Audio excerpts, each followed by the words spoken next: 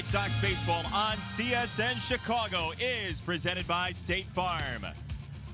The Little League champs are here, and the White Sox are here to take on the Royals in game number 3 of this series and the decider in the season series.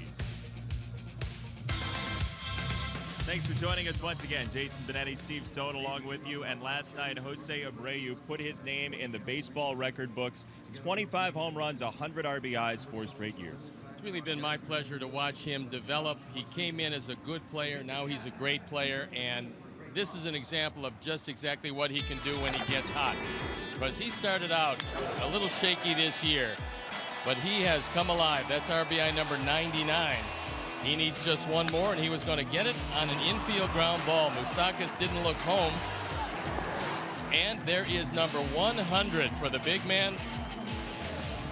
Rick Renteria is very happy, as well he should be. And when you talk about exclusive company, Joe DiMaggio, Albert Pujols, Jose Abreu, that's it. 3 in the history of this game. Started out as well as Jose has, and he's just going to keep adding to those. As for Kansas City, this is a team that's in the playoff race right now, trying to find its way to Minnesota for that second wild card spot. Salvi Perez is doing what we expect. Perez has been red hot over the last 10 days, encompassing 7 games. He's hitting everything in sight, including a couple of doubles last night. He's very strong, and the one thing they guard against is trying to keep him strong all year long. And if it's any indication of how he's done the last week or so, he's very strong. A couple of ringing doubles last night. Hosmer scoring on both of them. And Salvi, who is the leader of this team, doing just a great job, hitting everything in sight, and maybe they can cool him off. His opponent today is going to be a rookie for the Sox who's pitched very well, Lucas Giolito. Giolito going to the mound, and he's getting everything over the plate. He has thrown exceptionally well, especially recently. And last time out against Houston, he went 6 2/3 innings, 7 hits, 2 runs, just 1 walk and 3 strikeouts. He got everything over the plate. Ian Kennedy on the other side of the equation has just been awful over the last 9 starts. 0-6 his ERA, up close to 8. This is a guy who throws a lot of home runs. It's very warm at the ballpark today. The ball's going to be flying. I think Sox are going to hit a few today. Let's see how it goes. Sox trying to win the season series against Kansas City. This is game number 19. The teams are 9-9. Abreu and the Sox coming up from Guaranteed Rate Field.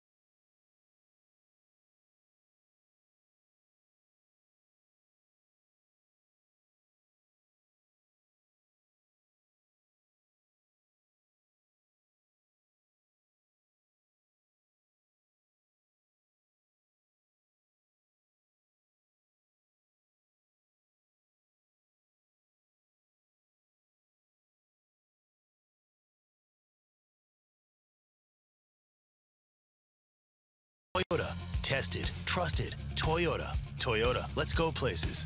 Blue Cross and Blue Shield of Illinois. Through it all.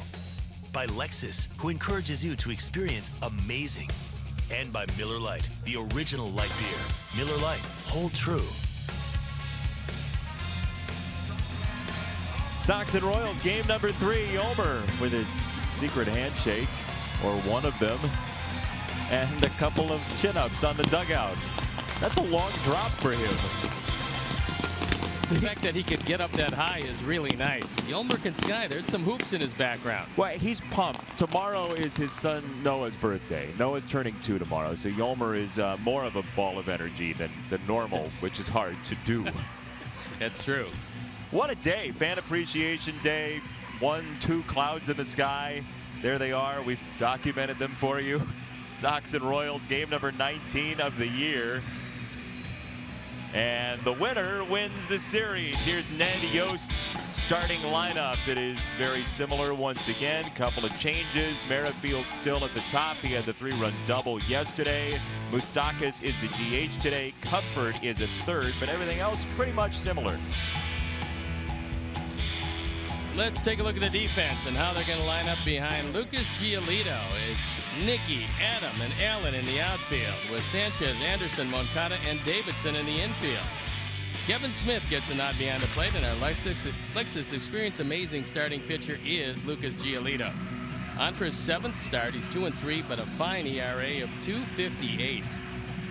He's been throwing it very well lately, and hopefully that continues. It's going to be a very lively day at the ballpark today, with the wind blowing out to the right field corner and bright sunshine and a bit of warmth. Unseasonably warm. And we'll take a look at the umpires for the game today. Jed Whitson has the plate. Scott Berry's at first. Brian Onora at second, and the crew chief, Paul Emmel, is at third. Just a gorgeous day. You'll see occasionally in September, you'll get this period of heat as we're doing right now, and that makes the hitters very happy, because when it is warm here, the wind usually is blowing toward one of the corners. It happens to be the right field corner today. It provides a very lively ballpark, and it behooves each and every pitcher to keep the ball down and throw as many ground balls as they possibly can. So in this final family Sunday of the year, they've thrown the ball around the infield, which means we're ready to play baseball. And I'm ready to turn it over to my much-traveled but venerable partner, Jason Benetti. I thought you were going to go with rarely on time partner. Oh, no. Today. No, I think the fact that you got here when you did was remarkable, actually. Well, I just enjoyed the color commentary from the Unicorn for an inning and a half. Yeah, the Unicorn was terrific. Does a great job. Soon to be a sideline reporter in the future. That's kind of the aspiration for the Unicorn in the NBA or something like that. There's a strike to Merrifield. We are underway. It is 89 degrees at game time on September the 24th.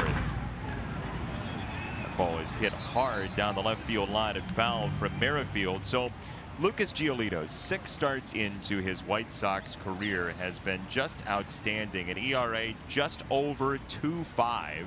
He's faced Kansas City once.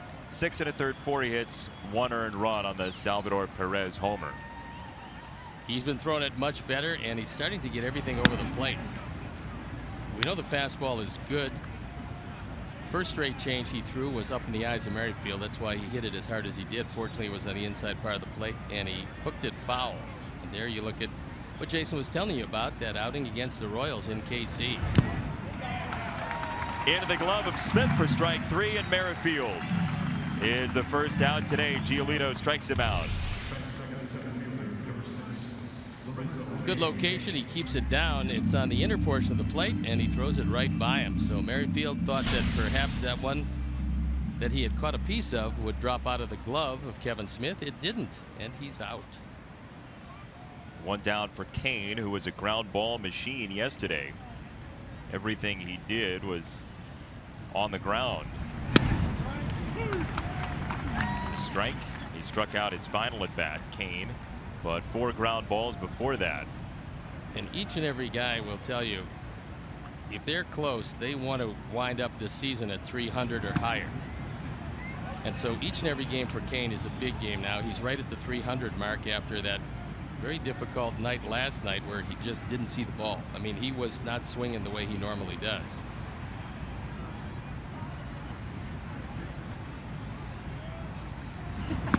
There are some people who would say, well, what's the difference between 300 and 295 or something like that? Why should that matter? And to those people, I would say, why are items that you buy at the store $4.99 instead of $5.01? It's a much better curb appeal when you hit 300 for a season. Plus, all these players know, and every fan knows, especially in this day and age of a lot of participation in fantasy baseball, numbers do matter. And to hitters or pitchers, numbers certainly matter. And the difference between 299 and 300, although it doesn't seem like much, you're going to see it the rest of your life on the back of the baseball card. Just off the plate for a ball to Kane. That's a pretty good pitch and certainly could have gone Lucas's way. He threads the needle on the outside corner. That's actually a strike. It has most of the plate. Didn't get the benefit of the call from Chad Whitson. 2-2. That's a low. 3 balls, 2 strikes. Giolito's been very consistent with the amount of fastballs he's thrown. Roughly 50% four-seam fastballs his last 5 starts, hanging in the high 40s or at 50%. He's got that big curveball we talked about, but also that kind of slider cuttery thing that he throws. Yeah, by his own admission, he can make the ball break about as big as he wants it to break. And the big curveball, which is a little difficult to get over, is a pitch you use normally to get ahead. And then if you want to wipe out a hitter, you drop that ball in the dirt. Up high for strike 3. Back-to-back punch-outs for Giolito here in the first.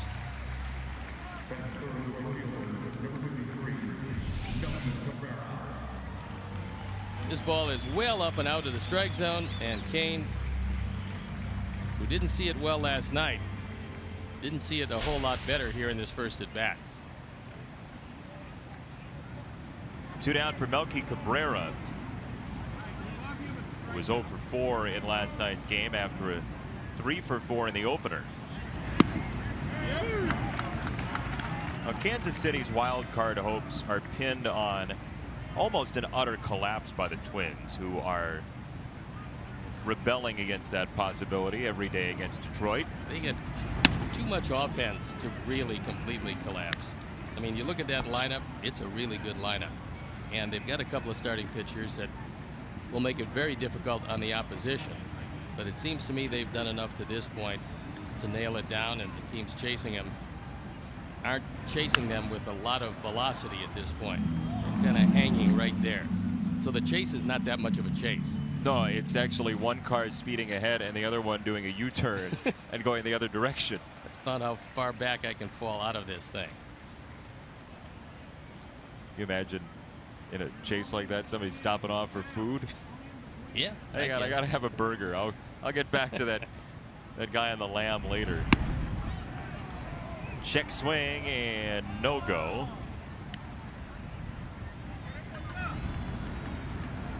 Lucas's command of the zone, as you said, is getting better, but his command of the mound has impressed us in every one of his starts. Wouldn't you say? He appears to me to be a guy who can make an adjustment on the fly. If something is not working the way he wants to, I think he can adjust during the course of the game. There is one thing I would be cautionary about. Towards second base, Moncada with a brilliant play.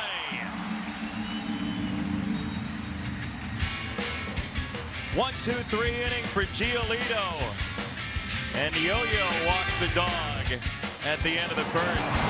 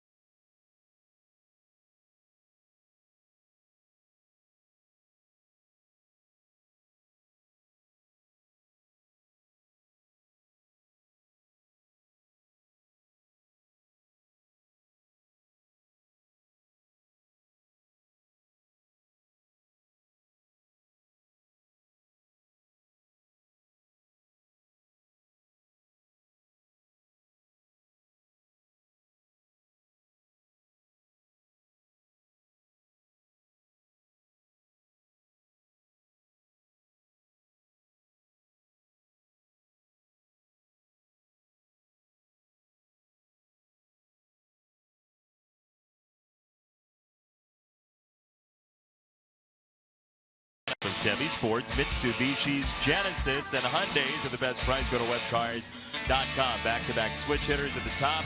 Jose Abreu goes into the record book and gets the day off. Avi in the 3 spot today. Then Nicky and Matt and Tim. Kevin Smith, Alan Hansen, Adam Engel, your final 3. Let's take a look at the defense and how they'll line up. Behind Ian Kennedy, it's Gordon, Kane, and Cabrera in the outfield, with Cuthbert, Escobar, Merrifield, and Hosmer in the infield. Salvador Perez gets a nod behind the plate. And our Lexus Experience Amazing starting pitcher is Ian Kennedy, who will throw some home runs. 31 of them this year. As you can see, left and right-handers, doesn't matter, they're very similar, but a 4-12 record in this, his 29th start. He's got masterful control. Normally, that's why he gives up a lot of home runs. Last time out, he had his first no-walk game of the year, but there are 1-walk games just about everywhere. Yeah, he can throw it. He can move it around side to side, up and down. Excellent control. Popped up by Sanchez, foul ground, and third base side for Cheslor Cuthbert. 1 away. Cuthbert's a very good defender. And between Moustakas and Cuthbert the third, they play good, solid defense. Young talent, Cheslor Cuthbert. I think he'll probably get the inside track. If, in fact, they're not able to sign Moustakas, it would seem like Cuthbert would have that position. He really hasn't learned to swing it consistently, although he'll be pretty good, but he can really defend. 1 down for Yoan Moncada, and he goes after the first pitch to foul it away. Kansas City 4.5 games back in the wild card. The Angels are the same. The Rangers also 4.5 back. Each team 2 games under 500. Tampa Bay is 5 back and Seattle 6 back. They've basically fallen out of the wild card hunt. Moncada drills this ball to left center field. Kane going back at the warning track and the wall. It stays in, but Moncada has himself a 1-out double. Ball flies off his bat. He's very strong from both sides of the plate. The fact that he has big opposite field power is going to hold him very well as he moves forward. This one just barely stays in the ballpark. Off the Wintrust sign and a 2-base hit.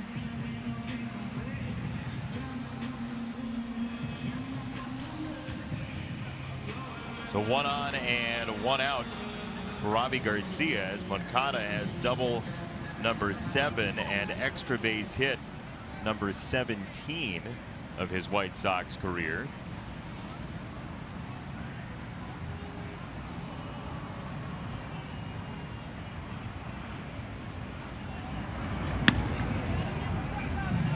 There's ball 1 from Kennedy to Garcia. You have to go back to 2011 to find the premier year for Ian Kennedy. He went 21-4 with an ERA of 2.88 and 33 starts for the Arizona Diamondbacks.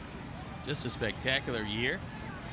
He came out of the Yankee organization, made it to the major leagues with the Yankees in 2007. That one hit well, right center field, and very well. It is gone. Avi Garcia. As you said, home runs are available with the weather and the opposition, and Garcia has the first. It's 2-0. Avi just pounded that ball.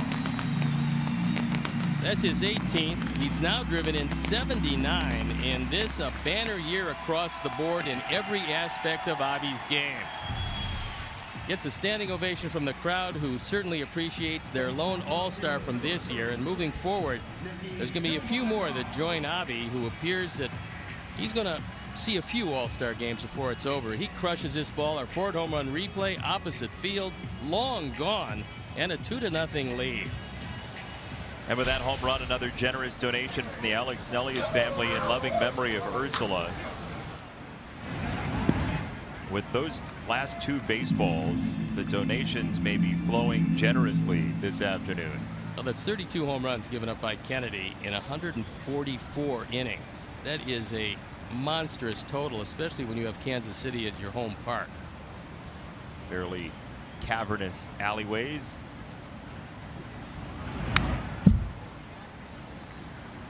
The league leader in home runs allowed is Seattle's Ariel Miranda at 37, but the chase is on.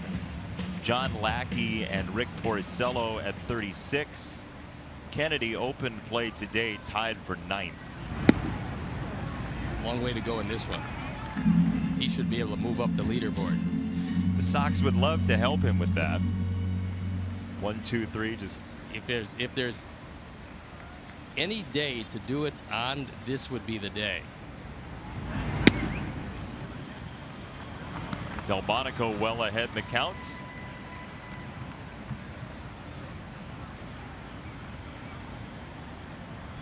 '38th major league game for Nicky Delmonico, including a cameo yesterday in a pinch hit role. Daryl Boston with the play.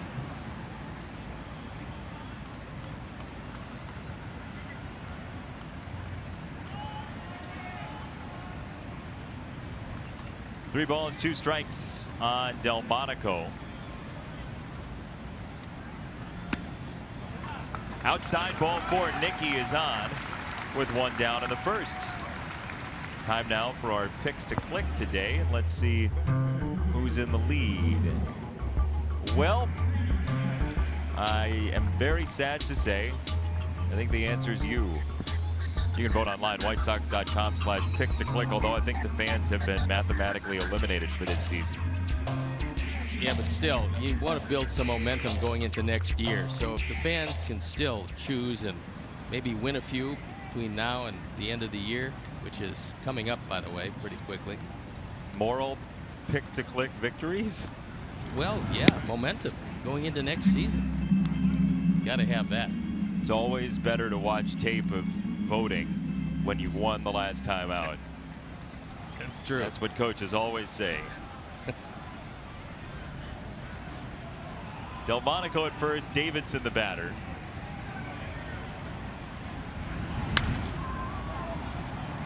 In the air, first base side. Eric Hosmer in foul territory, drops it. That's something that you're not going to see very often. I believe for Hosmer, that's the 4th error.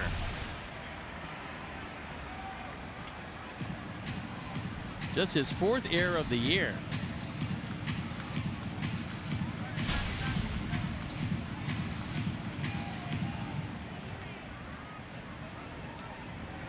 Well then. You just don't see Eric Hosmer do that very often at all. 1 and 2 on Davidson. And look, Kansas City basically needs to win out at this point to have a shot at the wild card. Yeah, even if they do, I don't think they can get there. I mean, mathematically they can get there, they just won't. Minnesota seems intent on pouring it on. They're leading 10-2 at Detroit. Swing and a miss for strike 3. The Tigers might be a little over 2017 right now. I would think so.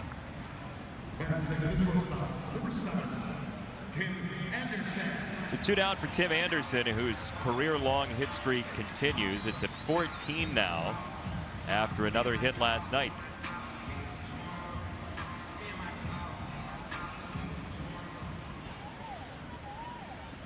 It'll be interesting to see what, by the end of his career, Tim Anderson becomes as a player, because there are such signs of possible stardom, demeanor-wise, the ball coming off his bat the opposite way, and then there are moments on the infield where, when you're leading the league in errors for a good chunk of the season, there are growth opportunities. And just a couple years down the line, it'll be interesting to see what he is. Well, we do know what he's been. That is a guy that has seen his offense move ahead of his defense.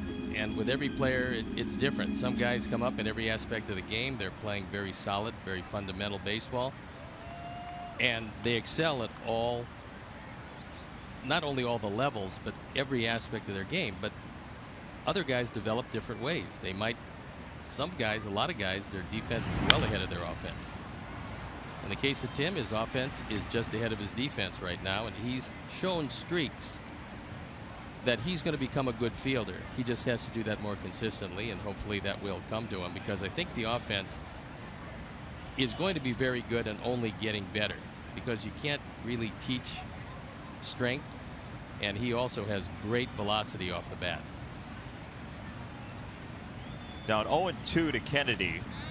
And there goes Delmonico. Anderson laces this into center field. Nicky will stop at third. That is one of the best jumps you're ever going to see. Well, if it wasn't 0-2, you probably take that because you know he's going to steal standing up. But at 0-2, you can't afford to take anything. And so Tim decides he's going to extend that hitting streak to 15 games. Delmonico was about 5 steps from second base when Tim took that one back through the middle. So a nice job by Anderson, and you see him extending to 15 games.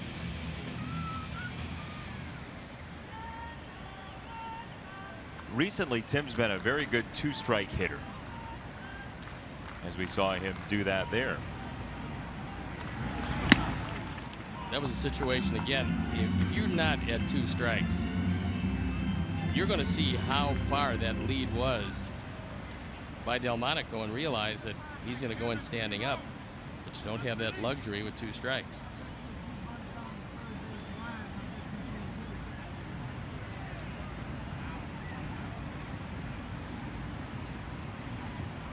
Oh, 0-1 to Kevin Smith. And conked foul. Now 0-2. 21 pitches already for Ian Kennedy today. Avi Garcia a 2-run homer, Moncada a double, Anderson a single, another 3-hit first inning for the Sox. And Kennedy, who's just really struggled in his previous 9 starts with an ERA up close to 8 and 0-6, he just has reached a point of the year where if he hasn't run out of gas, he's just making some very bad pitches consistently. In the air, right field side, Melky coming on, and he secures out number 3. Sox do take the lead, though. Avi Garcia with Moncada on. Tattoos a ball to right field, 2-0.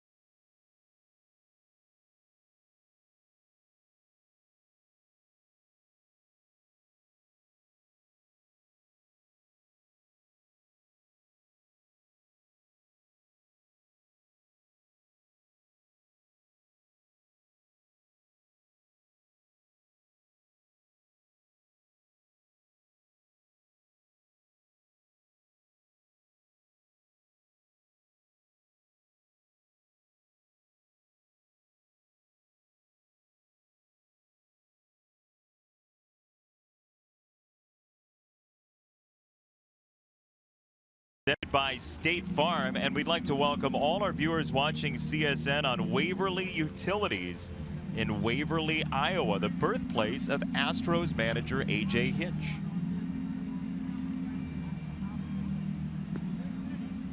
I would say they're getting the statue prepared. AJ's had a terrific job, as had his Astros. How much does it take money-wise to build a statue? Depends on how long you want the statue to last.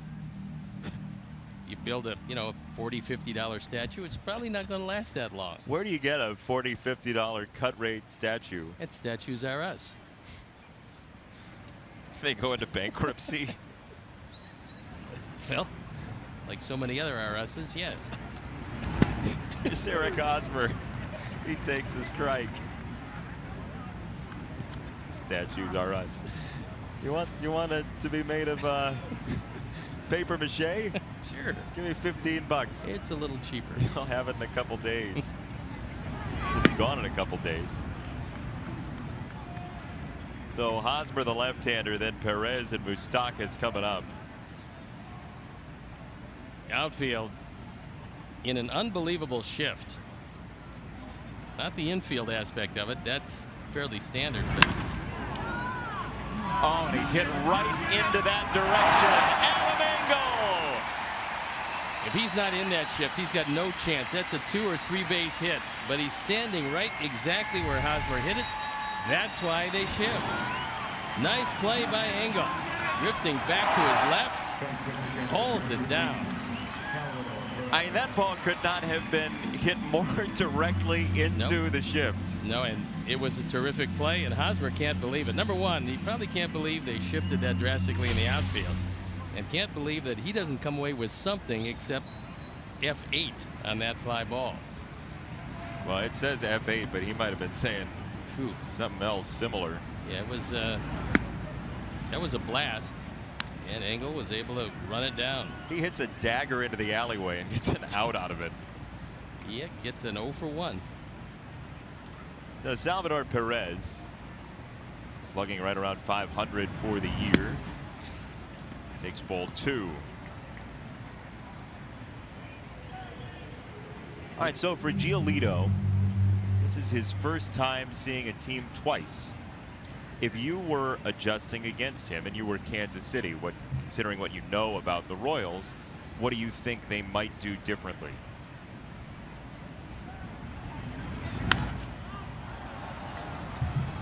Popped up back of home, and this will reach the seats.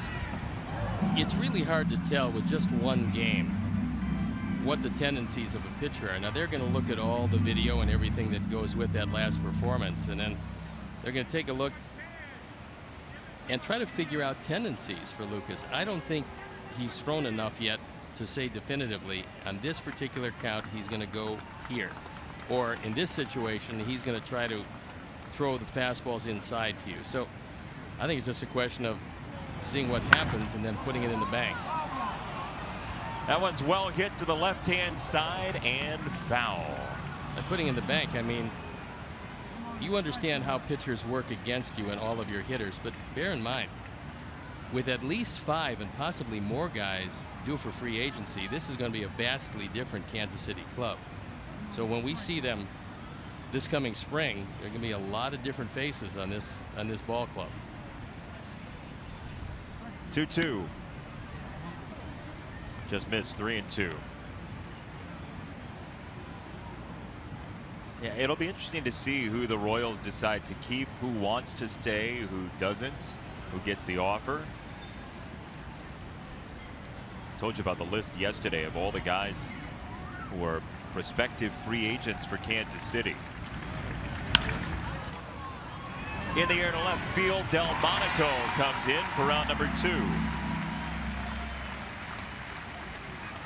Here comes one of those possible free agents, Moustakas.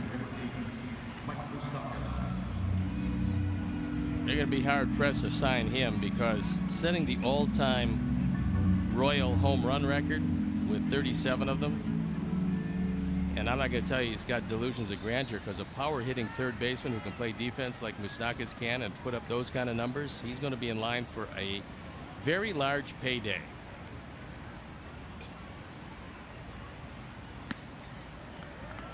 Oh, and 1 on Moustakas. I just learned something, by the way. We had talked about how hot it is at the ballpark. If you leave your bottle of water in the sun for the first inning and a half of a game, yes, and then you take a drink, it's called steam. It's not going to go great. No. But look, just keep it there, because I think it'll be better a few innings from now. I think they call that a life hack nowadays. 1-1 on Moustakas. Wrapped to the third base side. There's only one man there, and it's a 1-2-3 inning for Lucas Giolito because of this guy, Adam Engel, playing the shift.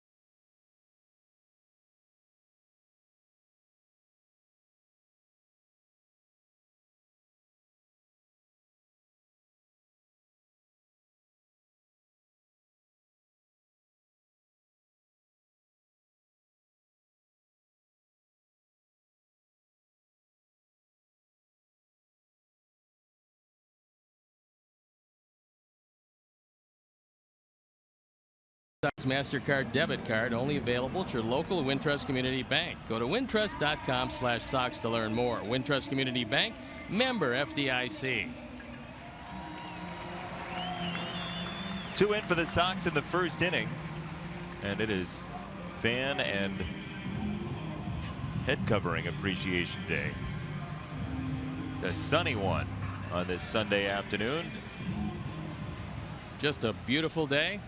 Anything to stay cool, right? Trying to do whatever you can, keep the sun off as much of your body as you can, or wear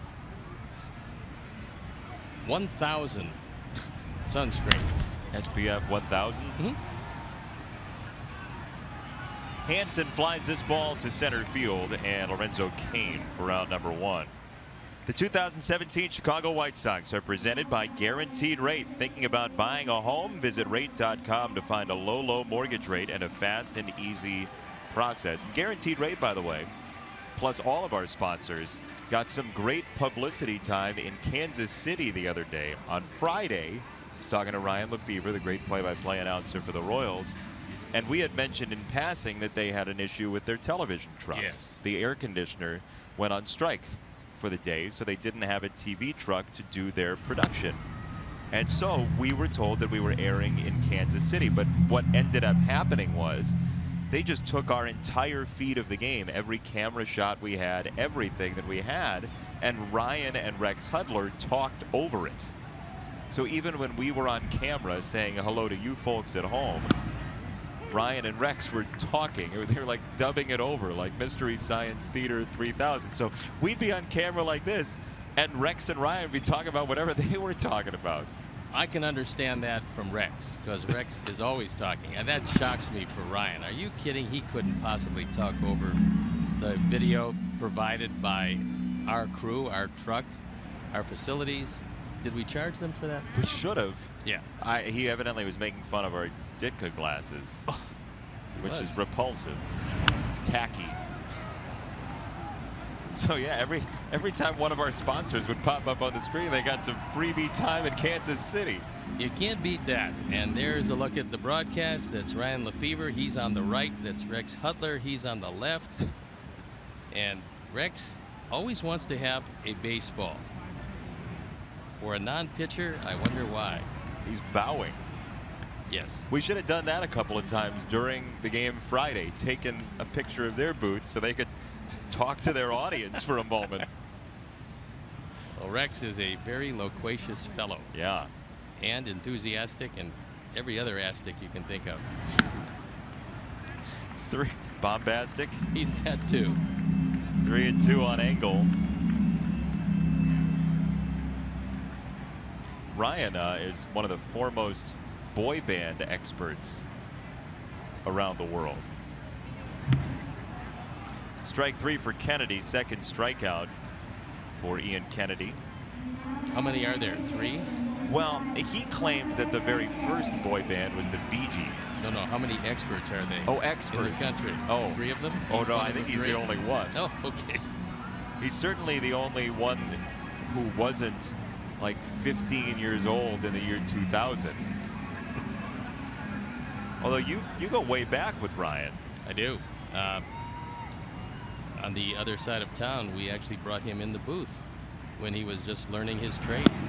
Brought, I don't think is the word, like dragged him into the booth, well, right? there was some of that too, certainly, but his father, Jim, was the manager of the Cubs, and we had Ryan in the booth when he was just a very young fellow.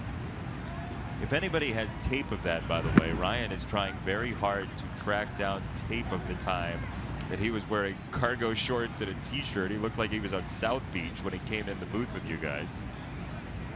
And little did we know the phenomenal career that awaited the young man. Certainly hope he gets there at some point. Sanchez to left field and foul, 1-2. It's a nice family, the Lefevre family, and Ryan's done a great job. I know they love him in KC.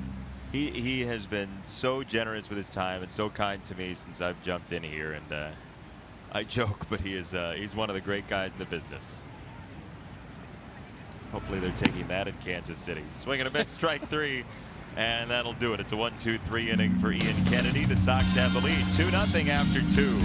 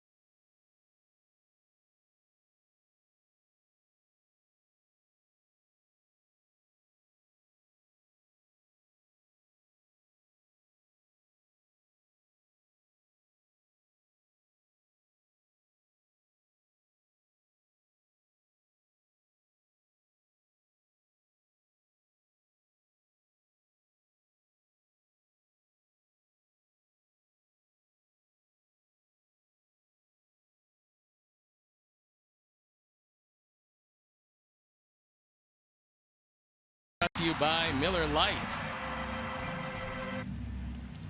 2-0 Sox after 2 today. That's a Tweety Bird shirt, I think. Hi, Tweety. It's a lemon chill. Lemon chill's real good on a hot day. Oh, that was a neat little trick.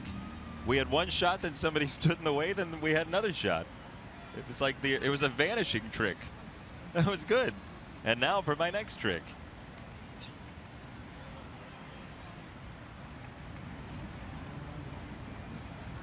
Escobar leads it off here in the 3rd and takes a strike from Lucas Giolito, who's yet to allow a base runner today. This must be like home for Lucas. He's a California kid. It's 91 degrees at game time. Very unusual in September to get these kind of temps, but here they are. Much to the hitter's delight.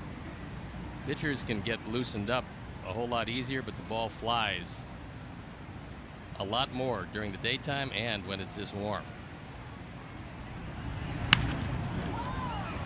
On 0-2, this one's whacked to left center field and one hop off the wall. Escobar with a leadoff double.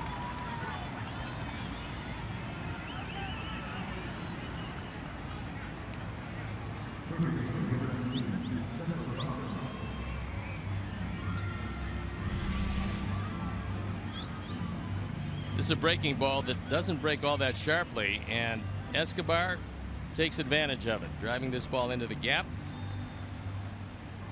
No chance at all for Adam. So now Cuthbert should be thinking about hitting the ball to the right side.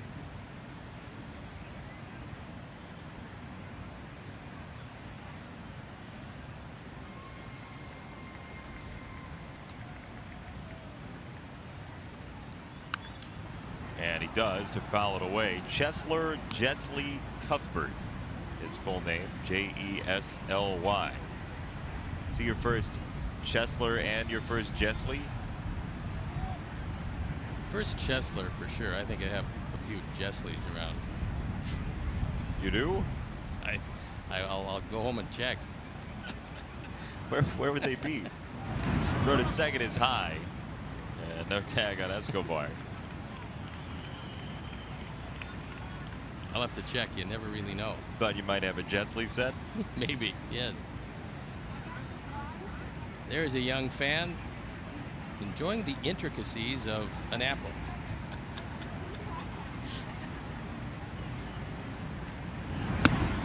Oh, to be the age where everything, and I mean everything, is a toy. It's kind of nice. Eventually, look, there you go. He's got it to the perfect spot. He twirled it till he got to the perfect spot.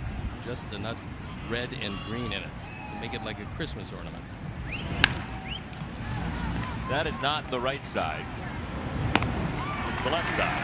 And Escobar remains in second base, one down. Head to the park for $1 hot dogs one last time this season, one last time. Take advantage of this unbeatable deal September 27th as the Sox take on the Angels, 7:10 p.m. Purchase tickets today by visiting whitesox.com or calling 866-SOX-GAME. One of the reasons why Lucas has done as well as he's done is the chase percentage with runners in scoring position is up close to 50%. It's at 48.6. That is way above league average and places him in the top 5 in all of baseball when he gets to runners in scoring position. If you can get hitters to chase pitches out of the zone and do it over the long haul, you're going to be very successful. And so far in the early stages of Lucas's career, he's been able to do that. What does that say about his stuff to you? That it's, number one, it's very good, and two, it's very deceptive because they're not able to pick up the spin quite as much. And consequently, they'll go after something only to see it disappear out of the zone. That's both his big curve and the slider. And if you can do it in your most difficult situation, which is runners in scoring position, you're going to be much better off, and Lucas has been able to do that. Ball and a strike on Gordon, who hurt the Sox yesterday with the home run in inning number 5. People at home would say, well, it's your most difficult situation, but you still have to focus on the batters, so why would it change your mindset at all to have runners at second or third or both? You're facing hitters also.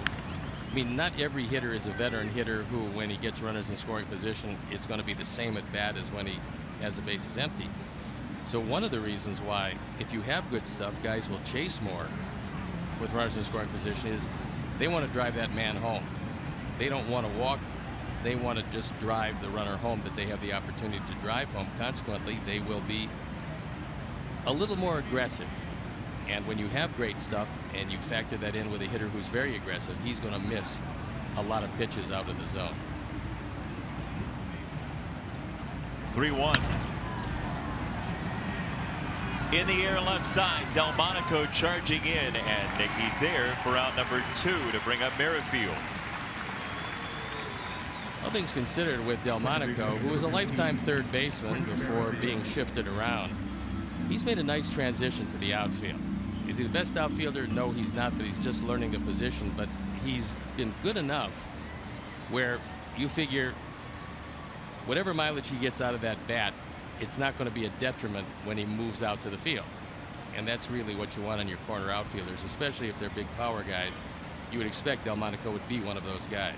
It wasn't an easy road trip for him, number one in results, but number two in where that was. Sox went to Fenway Park and said, hey, go play the Green Monster, which is a very unique circumstance.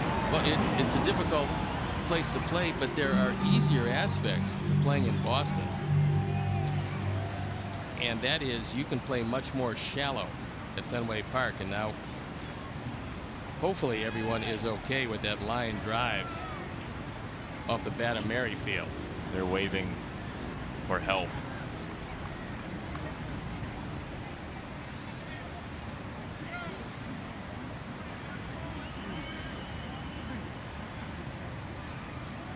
Can't help but think of the ball off Todd Frazier's bat from a week ago.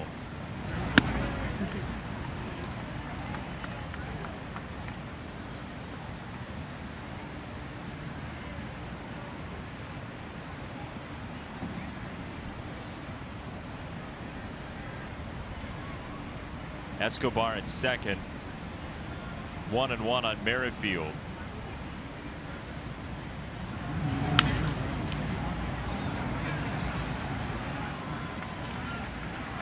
Javi Garcia in right field. Escobar stranded. That was Hansen with the catch, and we are done with the top of the third.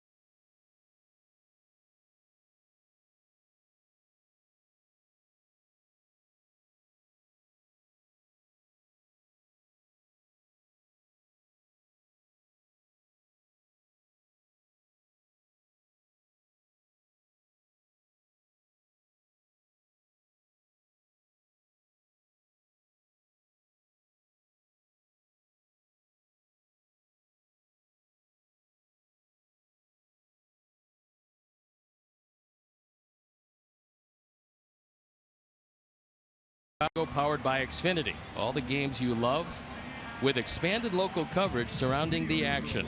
That's October 2nd. CSN is NBC Sports Chicago, powered by Xfinity. And from a strictly pragmatic standpoint, I love the change. That means new shirts, colorful, brand new shirts. And Mark Salas has turned the hose on the fans. And they're pretty happy about it because it's steaming out there. Way to go, Chief. Hose man. We're your biggest fan. There's a huge fan. Tim's very happy. He has expanded that hitting streak to 15 games.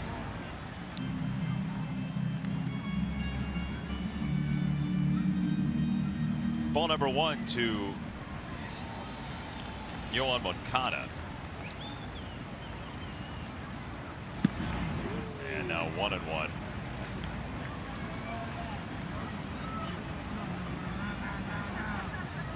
Little tour around the plate for Yo-Yo. I guess Yo-Yo going around the world there.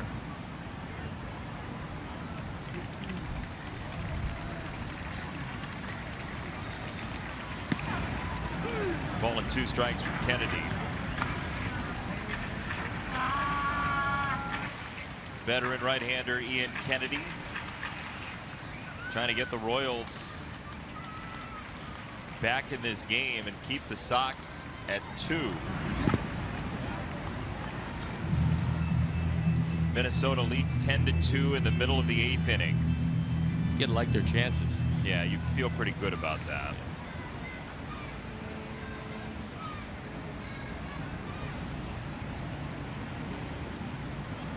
Two balls, 2 strikes on Moncada. 3-2.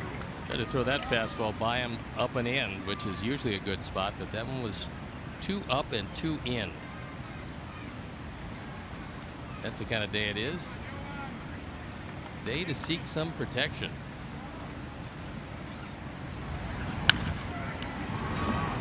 Hard hit on the ground. Hosmer with a bobble, and Moncada is out. Very close play at first. Kennedy got there, and Hosmer had to make a very firm toss to it. This one eats up Hosmer. It's hit pretty hard. And then he's got to put a little something on the throw. He beats him by an eyelash at first base. Good call by Scott Berry over at first. And 1 down for Avi. And in the top of the 3rd, the final fly ball to right field. Told you at the end of the inning it was Hansen, and right, you just, by the end of his season, you just expect people to be in certain positions, and Avi's been such a stalwart in the middle of this order and in right field after a year when he didn't know last season if he was going to play, what his future held with the organization, if there was maybe even the very off chance he was going to AAA. He opens this year as the 7 hitter in the lineup, and he has changed hearts and minds pretty quickly in 2017. Wrapped to short, and Escobar for round number 2.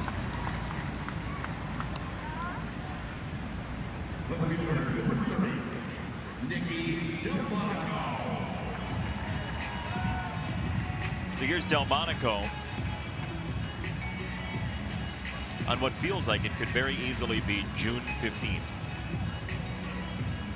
With these temps, yeah, more like middle of July to middle of August kind of thing, but we had some unusually cool weather. Just the fact that there is no rain is delightful. Slice to center field. Lorenzo Cain is on the hunt, and there is out number 3. It's a 1-2-3 inning for Kennedy. He's retired 7 in a row. 2-0.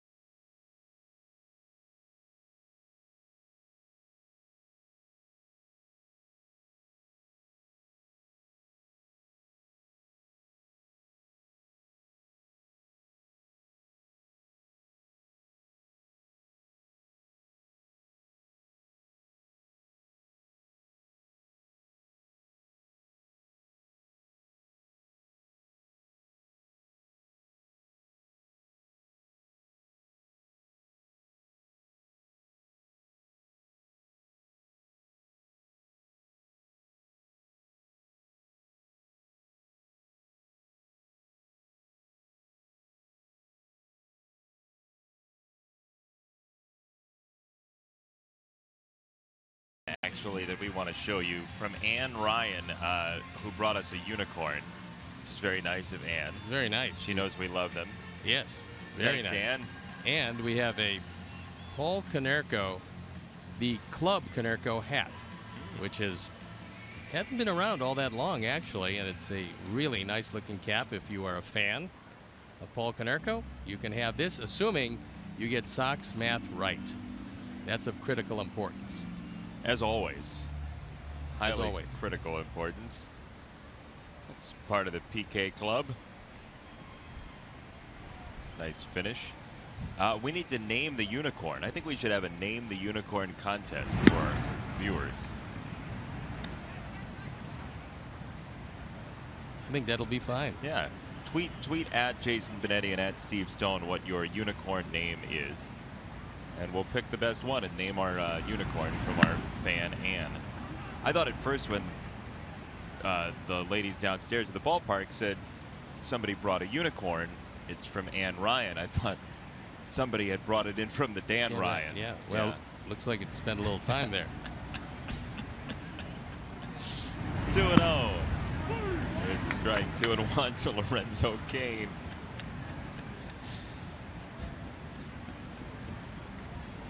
So yeah, tweet us your unicorn names, and we'll pick one out of the Twitter hat. 3 balls and a strike on Cain from Giolito, who's given up only 1 base runner so far. That was Escobar in the 3rd.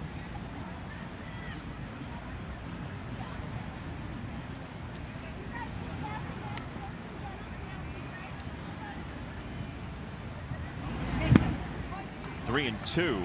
We have our first submission. It came very quickly.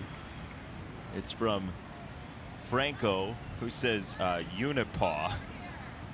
You talking about the Franco that's running the camera back up there? No. Are you sure? Unless he's like Kevin Durant and he has a bunch of accounts where he just trolls us.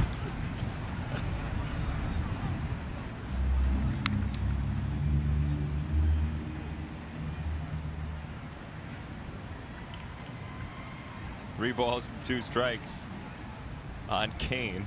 It was a pretty good battle last time, won by Giolito on a high fastball. Payoff. Ball's hit well to left field and gone.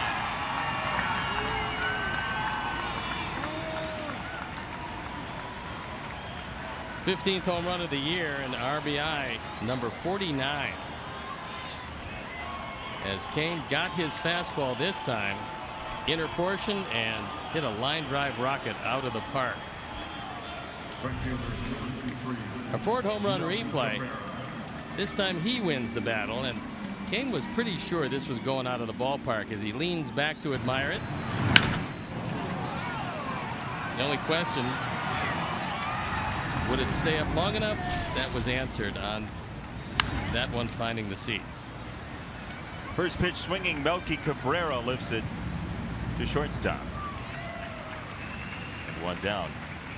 They're coming fast and furious now. It's good. The unicorn names. And maybe, just maybe, we'll give the naming rights to the Sox Math winner today. Hashtag Sox Math. Number of wins the Sox have against the Royals this year, plus the number of years since the Sox won the season series with the Royals. You can beat C-Squared 12 by tweeting in hashtag SoxMath. Oh, here's a good one. Chicago Hammer tweets, Bob Rosenberg is a good name for a stuffed animal. Wow. Bob Rosenberg, the unicorn? Jeez. No, this one has more hair than Bob.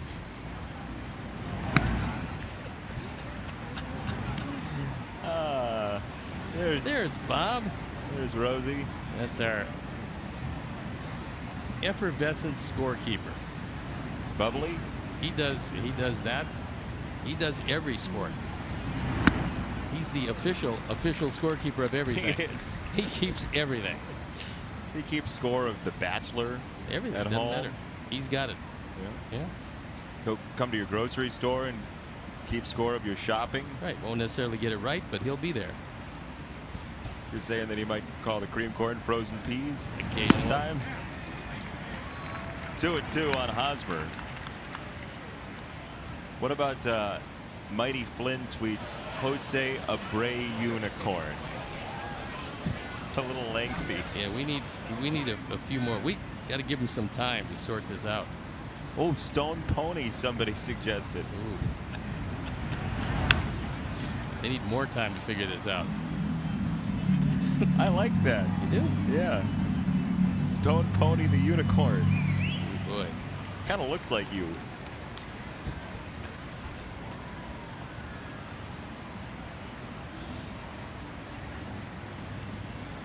Well, the shift worked last time, and the same outfield shift employed for Hosmer. That ball is tomahawked to right field and a base hit. So Hosmer goes up high for a one-out single. Stanley, the official tools of the Chicago White Sox. Stanley, performance in action.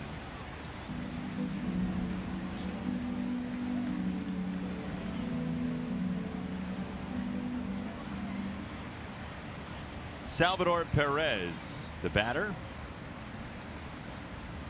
He's 0 for 1 with a line out to left. Lucas has thrown 3 ground balls in the early going. If he throws a 4th, it's going to be 2.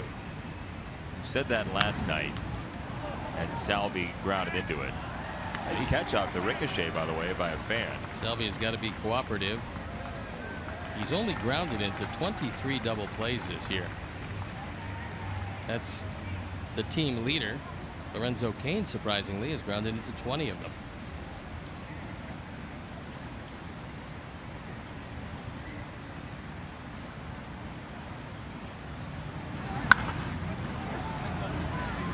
Into the seats and foul. 0-2.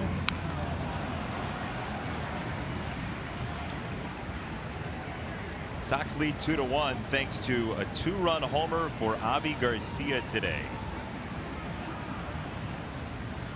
All you have to do is get in the neighborhood. Perez has walked just 16 times this year and 463 at bats, so he is one of the swinging Perezes.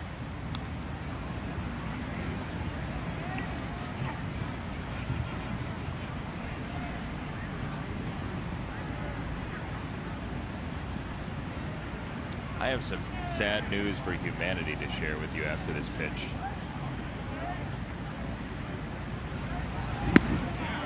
There's a swing and a miss for strike 3 and out number 2. So my sad news for you is there is something called a unicorn name generator, according to Twitter. There is. And so Amethyst claims that she plugged your name into the unicorn name generator and got Corn Charming Prince. Now I haven't double checked this. I haven't checked with my sources. It's a good thing. But it seems as though there is a unicorn name generator online.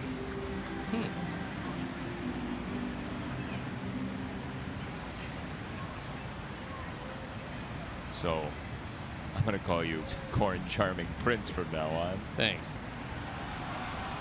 Wow. It's an actual thing. That is, what would you call that? I would call it remarkable at best.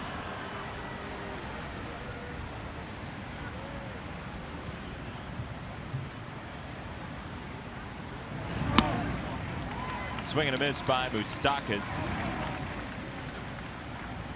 In this series, especially for Moustakas, he's been swinging at a lot of fastballs up and out of the zone, so doesn't appear to be any reason why he shouldn't go back there again. I just typed Mike Moustakas into the unicorn name generator, by the way. As this pitch is fouled away by Parsley Celestial Moon. That's what they say. That's what his name is in the unicorn name generator. Jeez. So there you have it. Just when you thought the internet didn't have everything, they do. 0-2 from Giolito. Broken bat grounder left side. And that will do it. So the Royals do get a run on the homer by Kane. 2-1 the Sox.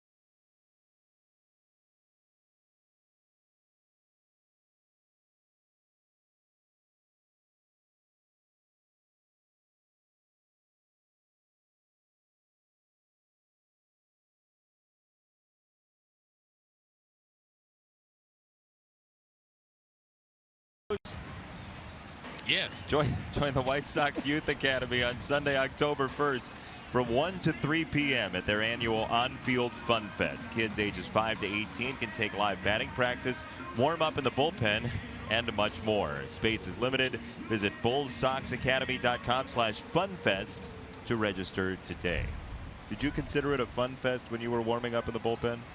I enjoyed warming up in the bullpen. Really? Yeah, I really did. It was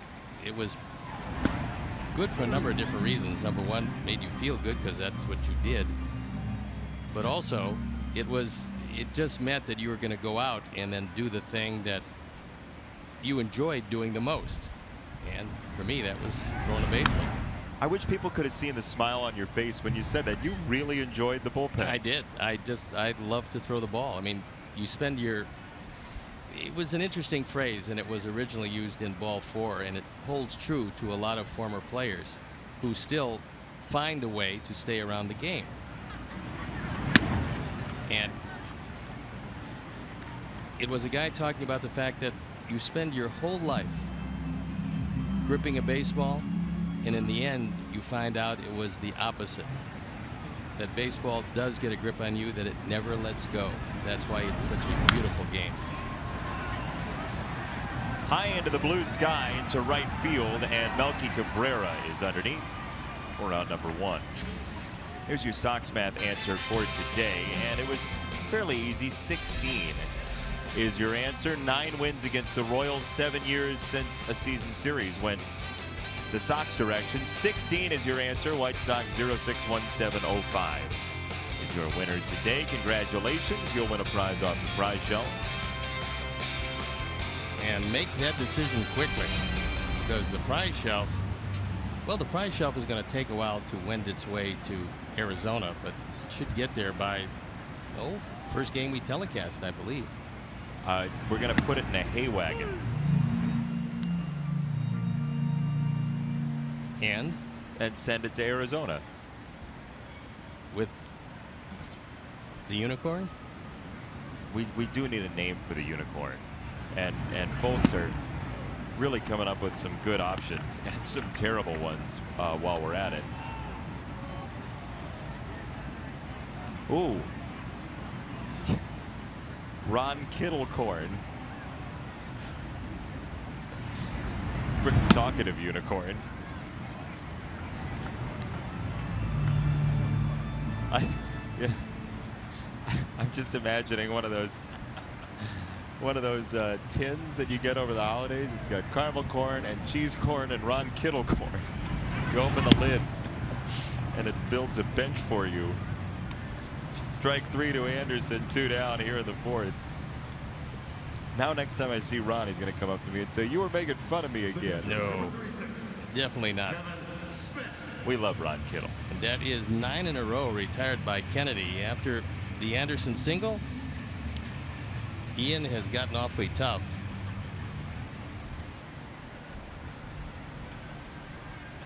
I think you'd look good in an Oreo hat. Just saying. That ball's clobbered to left field by Kevin Smith, and it is a no-doubter gone.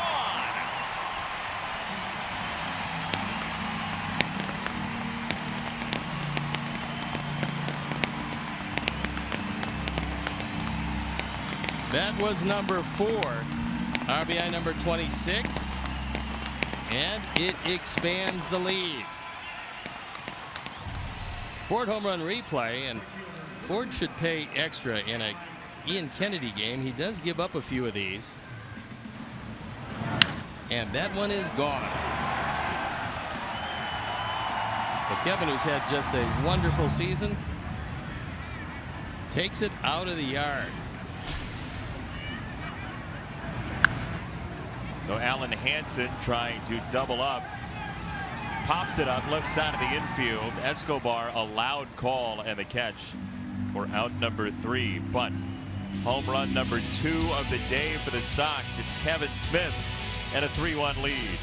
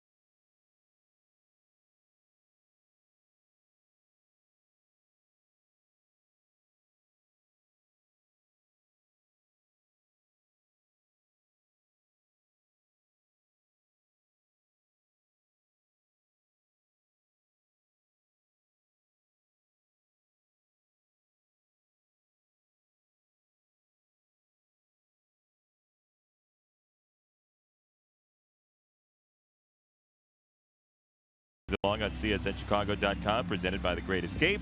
Pools, patio furniture, hot tubs, and more. Escape your everyday. Shop The Great Escape. And our crew has put Dan Hayes' name through the unicorn name generator. And his name is evidently Carrot Faircoat. So please, if you ever see Dan, refer to him as Carrot. See if he knows what you're talking about. You know, we've talked a lot about various people associated with the organization, mostly players, and how they've improved over the last year.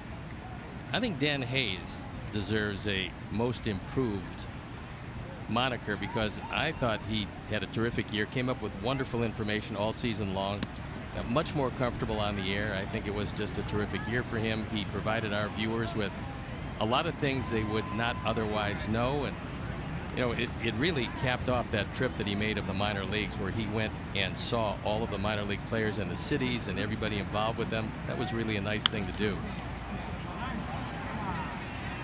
2-0 pitch is hit into left center for Adam Engel.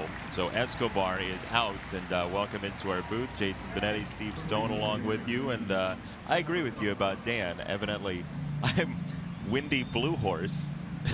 which Yeah, I mean, I guess. if the shoe fits, I guess. Yeah, you're a corn charming prince. Yeah, well, now that's a little more accurate. Yeah, but thank you You very forgot much. the Y in corn, I think, at the end there. But if you're happy with it, we're glad you are.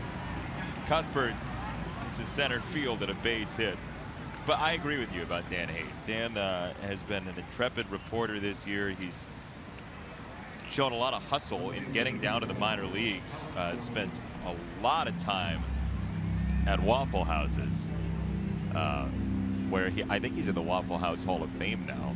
And he also, you're dealing with a situation where these guys, they're print media essentially, and that's what Dan did. So when he started coming on camera quite a bit, it was a little uncomfortable at first, but he's gotten very good at it these days, and now the information he brings to us certainly helps things, and I know it helps you folks out there. Big fan of Dan Hayes and his pools and patio furniture. And all those things. Hot tubs. Don't forget hot tubs. Don't forget more. There's more. We've not found out what more is, but it's coming one day. Strike to Gordon. 1 out, 1 on. Sox are up 3-1 in the 5th in game number 3, and the season series on the line.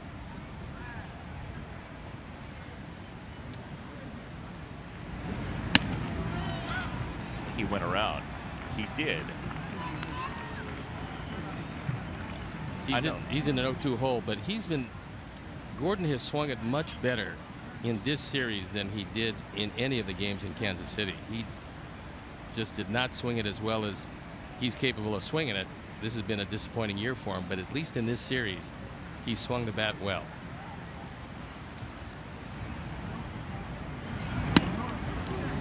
That's strike 3. A beautiful breaking pitch from Giolito for out number 2. You can flip a coin here, and it goes Lucas's way. It's a high curveball, and Chad Whitson thought it was good enough. So obviously Kevin agrees, and the other part of the equation, Alex Gordon, does not. So have to give a hat tip to the sound folks here at Guaranteed Rate Field. After that strikeout, and I think others, they've been playing Boz Scaggs' Lido Shuffle for Lucas Giolito. Well, they shouldn't lose that anytime soon, because I have a feeling that Lucas is going to strike out a whole lot of guys. It's not inconceivable that he goes up over 200 strikeouts just about each and every year, assuming the fact that he stays healthy. If he can go to the mound, he's got good enough stuff to strike out over 200 guys consistently.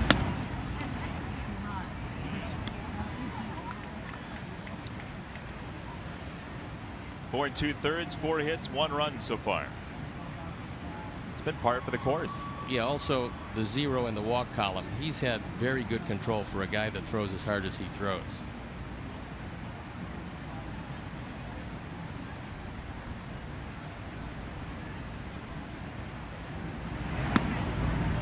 In for a strike, 2 and 1. Oh, it's a balloonicorn. That's what it is, a balloonicorn. Look at that. It's a unicorn skewer, I think. Handsome little guy. Plus, you can use him to accumulate your hors d'oeuvres. Unicorn kebab. On the ground, Anderson. And Davidson the pick. One more for the road for Giolito, who shuffles off with a 3-1 lead.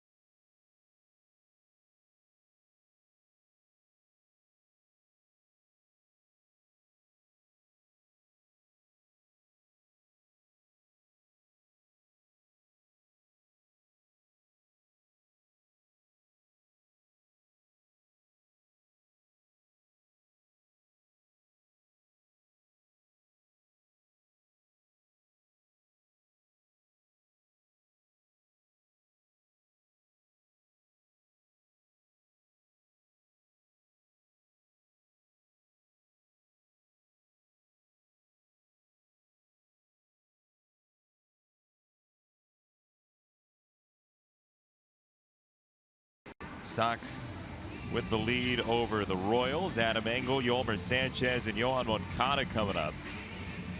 I think one of the things that Adam should think about is always looking at the corners to check for a bunt. And Cuthbert at third base now has moved in about 6 feet. If you get to the point where you see the third baseman back, pretty easy to lay a bunt down that way, but Cuthbert has moved in.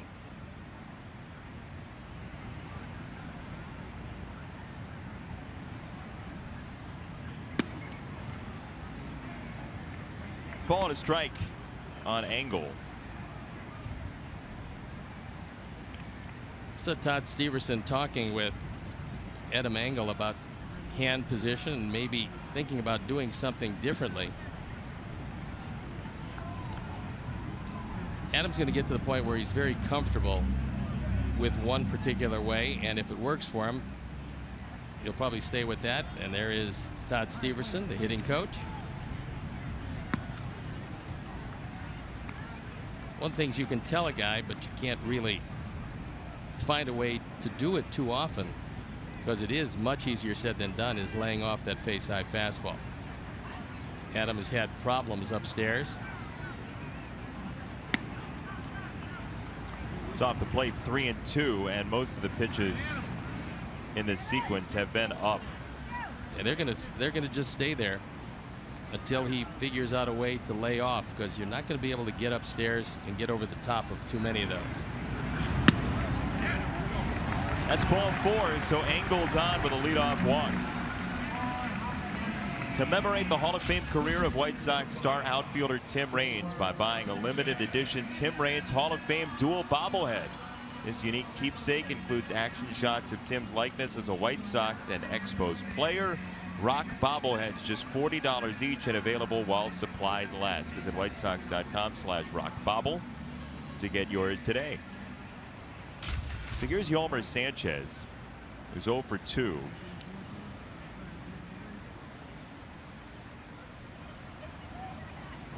He was sitting in his locker earlier. That ball gets away, so Engel is on his way to second base, and he's going to peel off and stop at second. It's a wise choice when Hosmer's on the other end of a throw, because normally when he makes it, they look just like that. A one-hop strike to third base. And Adam decides wisely to stay at second. This is going to be E1. This one is on the other side of the bag, although Hosmer would probably tell you that he should have caught that. It is, however, E1.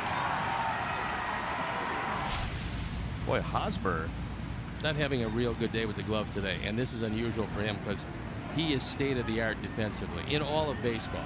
And his reaction time wasn't quick either. His first couple steps were a light jog at best, as that's a seed into right center field to bring Engel to third at least.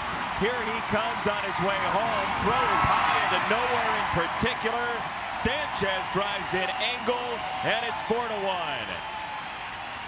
The air comes back to bite Ian Kennedy. Yolmer drives in his 56th.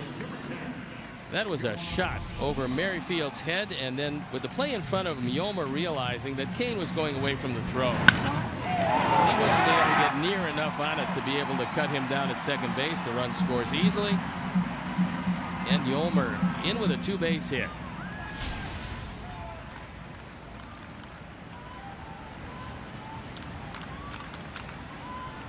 One in, one on. Yohan Moncada. A breaking strike one. One could really help me out here from strictly an aesthetic standpoint. I have placed the double into Moncada's spot erroneously. So in order not to ruin my scorebook entirely, Yohan needs a double here. One hopper stopped by Perez nicely. What'd you put in the Sanchez box?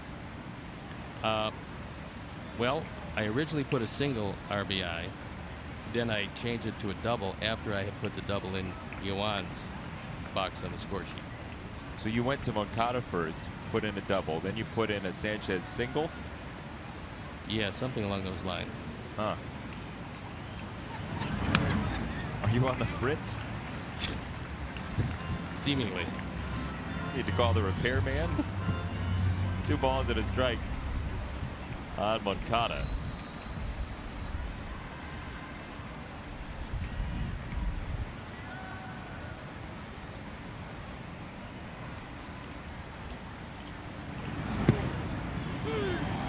Flips the corner, 2-2.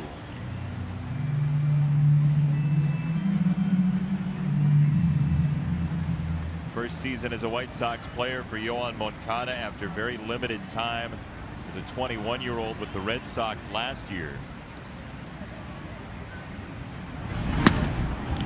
Fastball to light up, strike 3, and 1 down. Time now for StatCast, powered by AWS. And we'll take a look back in the first inning as Avi goes opposite field with a rocket. Exit velocity 107 miles an hour. Launch angle only 28 degrees. Was pretty much a line drive rocket. And it gave the Sox an early 2-0 lead.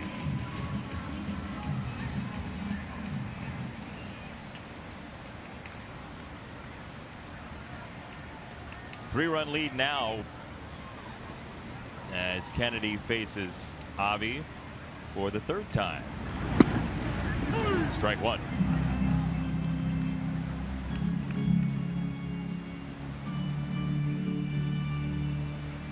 Bearded right-hander Ian Kennedy. Originally a #1 draft pick of the New York Yankees. So he was highly thought of right from the start of his career. That was back in 2006 when the Yankees picked him.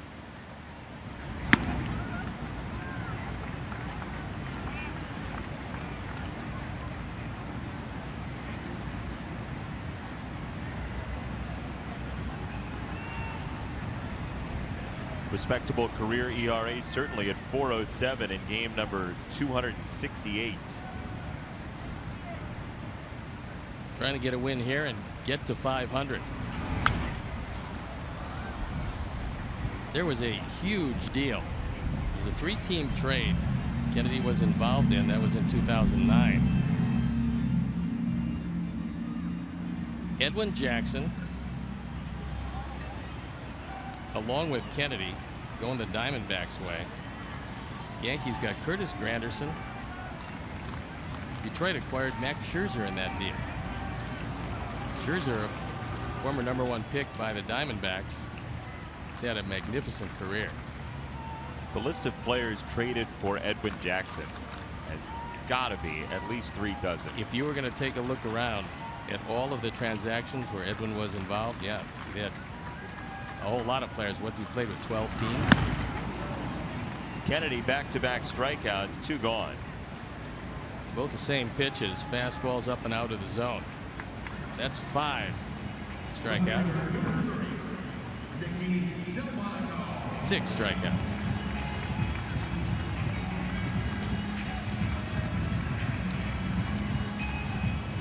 First one was a comeback after the error against Hosmer in the first inning.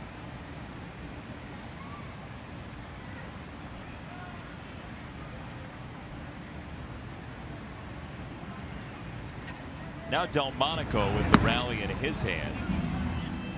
And that was a borderline pitch that goes for ball 1.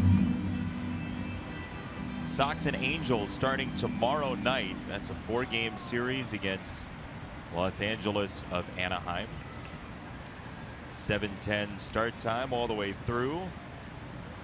Ricky Nolasco and James Shields, your scheduled starters tomorrow. That ball bounces around. Perez never saw it, and Sanchez took off right away. That goes as a wild pitch, and Salvi Perez had no idea where the baseball was. You normally need a little help from your pitcher here to tell you what happened, and this one, I believe, bounced off of Chad Whitson also. It did hit off Whitson. And Salvi, realizing that Yomer's only going to take 1 base, he's not going to score, then decided to check on Whitson. Nice triage there by Salvi. 2-0. Now 2-1. Well, that Angel Ball Club that's coming to town was on the verge of making it really uncomfortable for the Twins, only to find a 6-game losing streak heading into today. That 6-game losing streak might just be the death knell for the Angels. You said it earlier. I'm with you. The Twins might not even lose enough for anybody to get hot and catch them anyway. No, you know, they've won 3 in a row. With the game today, it's 4 in a row. So, you know, they're getting hot at the right time. They also have a whole lot of offense on that team, and a couple of guys, Santana noticeably, along with Barrios, having just terrific years throwing the baseball. And Barrios got the win today. His ERA sub-4. Yeah, I mean, for a young pitcher to come on the scene, watching him throw last year just briefly, and this year it's a completely different guy. Much more confidence, throwing everything for strikes, and he's got a great arm.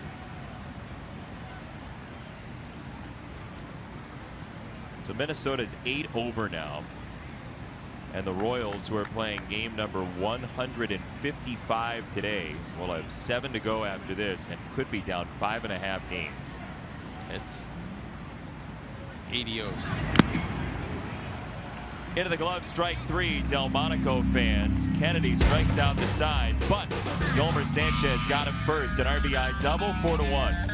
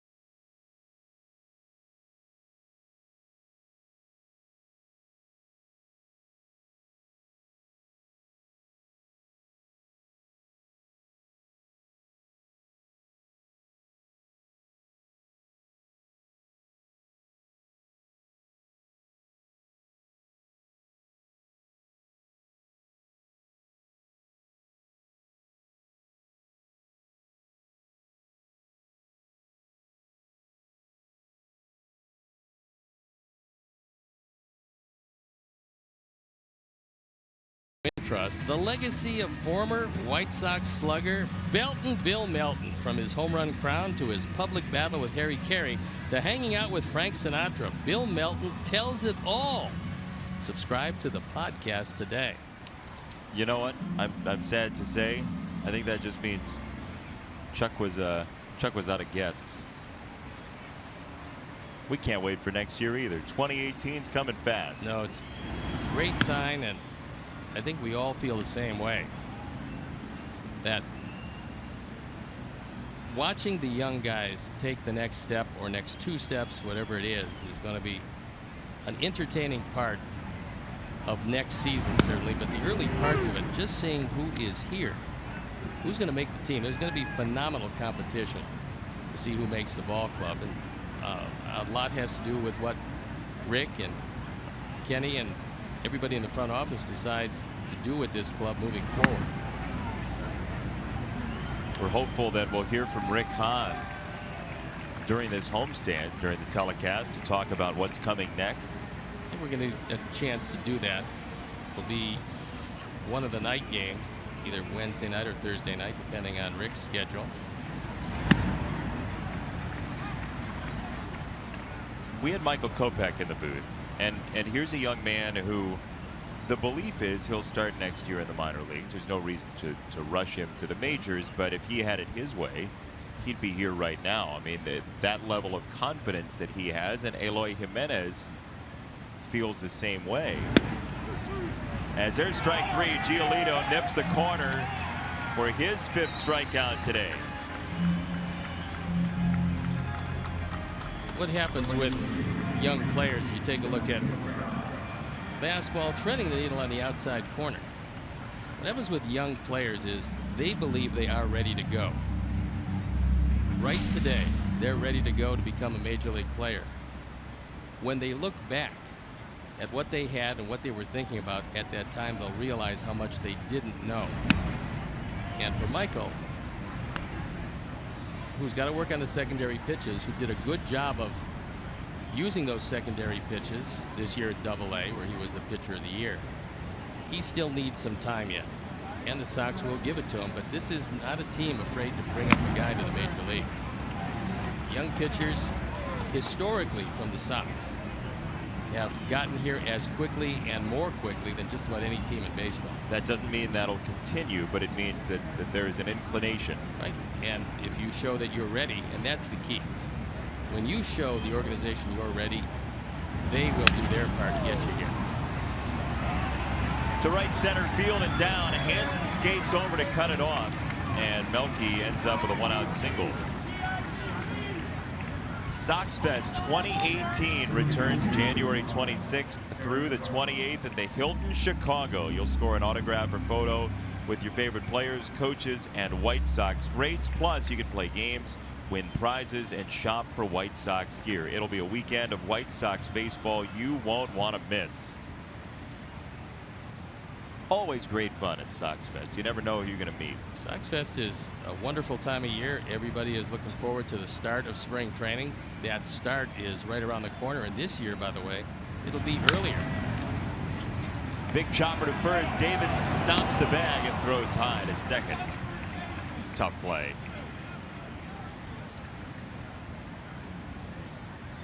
I think Matt thought he might have had a shot at Melky, but this ball just stays up too long.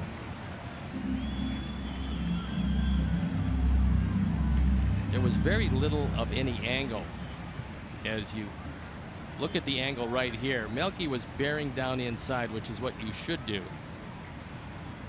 Try to take the angle away, and no chance to get him at second. Most likely result is going to be a high throw. I think later on, if Matt does get some more play at first base, he will understand when not to make a throw, which is absolutely as important as when to make one. That time he had zero chance of getting Melky. Jose Abreu getting the day off today after reaching the 100 RBI plateau.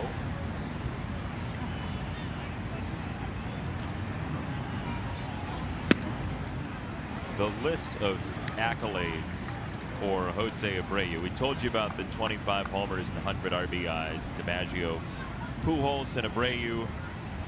First player in Sox history to start his career with 4 or more 25 homer seasons, and the 10th in Major League history. Just the home runs themselves without the runs driven in. 6 players have had 100 RBIs in 4 straight years. We could continue into the 12th inning with Jose Abreu accolades. We've got a break to take. 4-1.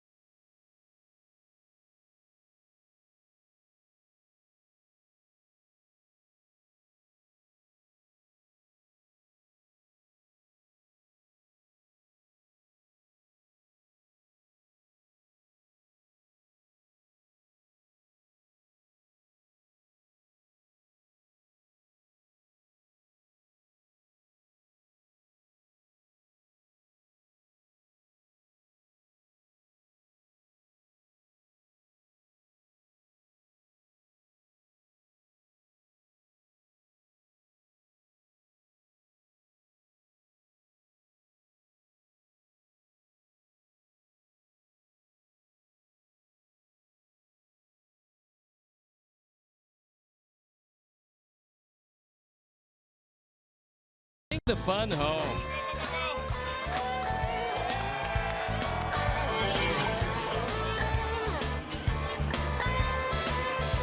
Lots of youngsters, as you would expect at the ballpark. It's a beautiful day. It's a little warm, but a beautiful day. Balloonicorn. Here's the Balloonicorn. And Chief mowing him down with the water. And there's the rally squirrel going nuts on the top of the dugout. Ground ball, second base from Davidson, and one away.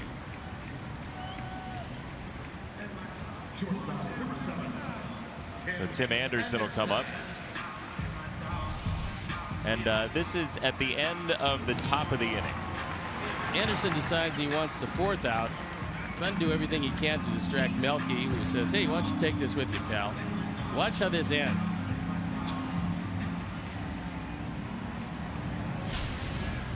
Actually, it ended with a little right chop to the chest of Yoán Moncada from Melky. Just whacked him. Just to remind him that he used to be wearing that same uniform that Yoán is going to wear for quite some time, you would expect. I would take a poster of Melky and Yolmer hugging, though. Oh, with a capital A. 2 strikes on Anderson. And so there's Moncada. Melky gives him a little tap for his efforts. It's not the same fire hoses Chief was using at the tail end there. Melky helping out Roger Bossard. Melky's a dandy. He really enjoys playing the game and shows it to you on a daily basis.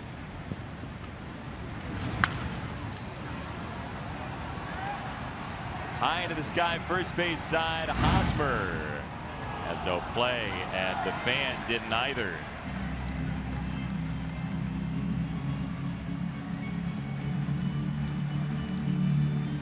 Off the deflection, a souvenir. That guy came very close to diving into the dugout. But Royal for a day. He was able to secure the baseball without that fall. 1-2.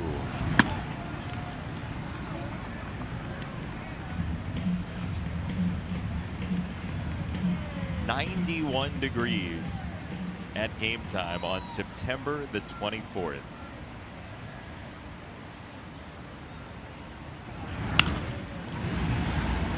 Third base side, Cuthbert is on top of it, and a drop by Hosmer. Anderson safe. Yeah, another play he usually makes, just didn't make this time. It was a great effort by Cuthbert. And Hosmer, would have been a terrific play by Hosmer on the other end. He normally will make this stab. This time he just didn't.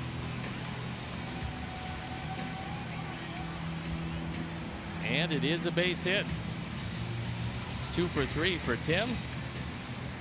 Good effort on the Cuthbert side, and that one just gets away from Hosmer. 1 on, 1 out. Kevin Smith, who homered last time up. Strike 1. What's the hottest place you ever played? July 4th, a start that I had on the artificial surface in St. Louis. They were talking about temperatures in the mid 130s off the turf. You could absolutely see the heat vibrating as it came off the turf. It was as hot as I can ever recall being. And I lost, I think, 10 pounds in that start. Really? Yeah. At the time, I didn't realize that it was advantageous every now and then to get knocked out in the second. So I went deep into the ball game, and that's why I lost all the weight. 10 pounds. Yeah, it was, I mean, it was really, when they had the artificial surface there, as well as in Kansas City, both of those places were really difficult to throw in for an afternoon game. Perez very spry behind the plate, throws to first, and Anderson back.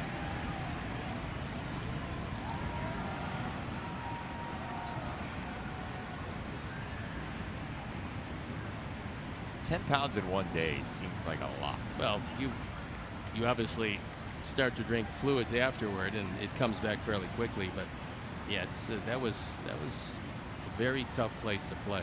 Might I suggest you drink fluids during next time? Oh no, you don't want to do that. You don't? No, I mean you are doing it. You can't replace them near as quickly as you'd like. I thought there was some new science that you had heard of where hydration was a negative. Could be, but no. I know there are divisive times here in 2017, but I thought we were all pretty well pro hydration. True. Yeah, hydration's good. 1-2 for Smith.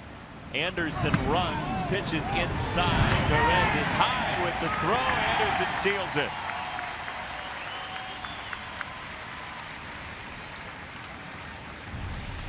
Tim with his 15th stolen base. He's only been caught one time. He gets a very good jump. The throw is high, and he's underneath with the head first dive. And the biggest thing is hook the bag, and Tim is able to do that with the left hand. 15 out of 16. Very good year running the bases for Tim.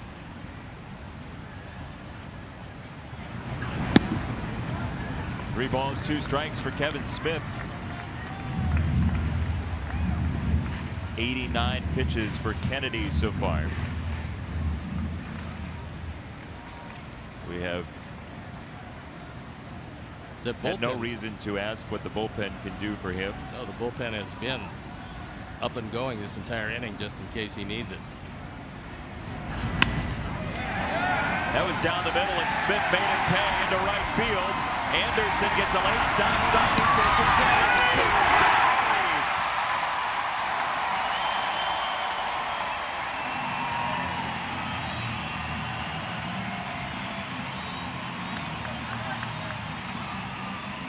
You would think that'll be single RBI, giving Kevin 2 today. Ned Yost is going to come out to take a look, and Tim runs through the stop sign and then speeds it up. Melky in short right field makes a good throw, but Salvi Perez can't get it down in time. See the hand on the back part of the plate. Salvi comes across to make the tag. He can't get it there in time as Tim scores, and it's a 4-run lead. That leads to the exit of Ian Kennedy, and as he walks out, so will we. We'll be back.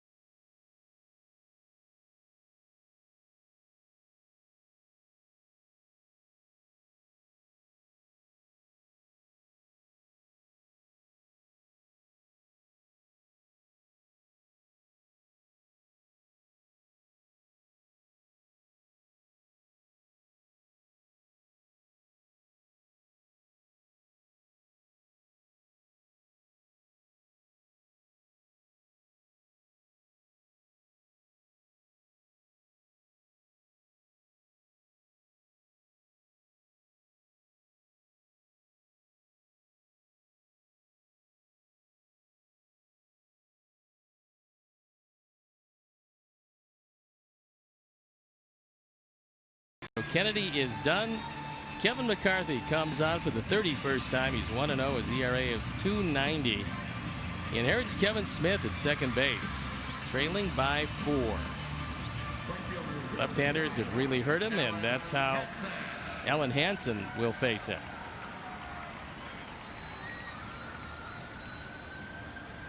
16th round pick out of Marist College in Poughkeepsie. McCarthy.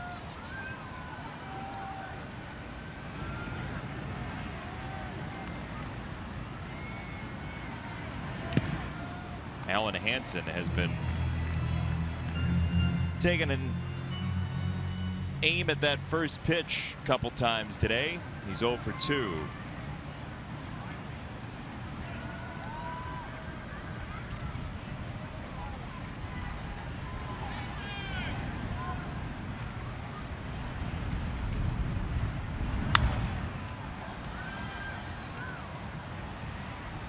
McCarthy got to the big leagues last year with KC.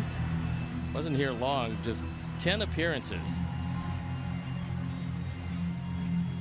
So last year at Northwest Arkansas as well as Omaha, he was wending his way through the system. Found his way to KC and has fared much better this year than last.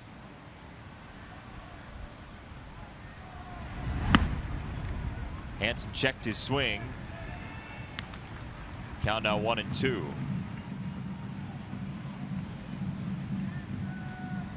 One down, 6th inning. Sox trying to put Kansas City away for this season. At least in the season series, and maybe, just maybe, in the wild card race. And interrupt a long streak of losing season series to these same Royals. Dates back to 2010 as there's strikeout number 8 for Royals pitchers.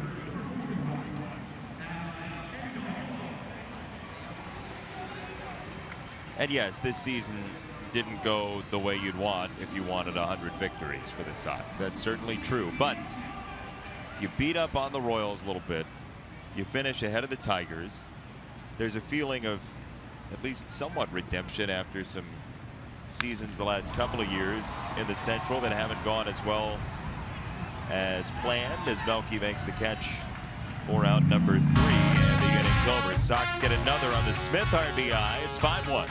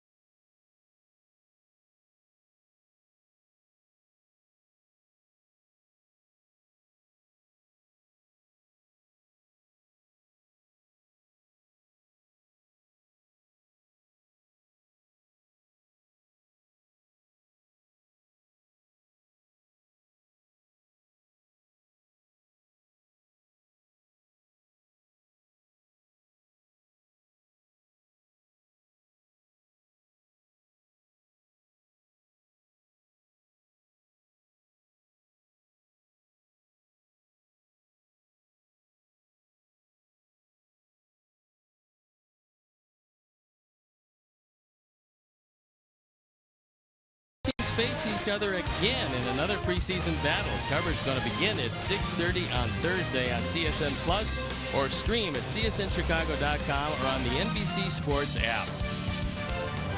I want to take a moment to wish the best to Eddie Olczyk. Heard the update recently from Pat Foley on Eddie's condition as he battles cancer, and from what Pat was saying on the air during the Hawks game the other day, Ed certainly has a fight in front of him, but had a great day that day when they had talked. And we were thinking about you, Ed. I know everybody in Chicago is. And we know you're going to get through this. And hopefully everything is taken care of and you can get back to the place you truly belong, and that's in the booth, explaining to people just exactly how it's done.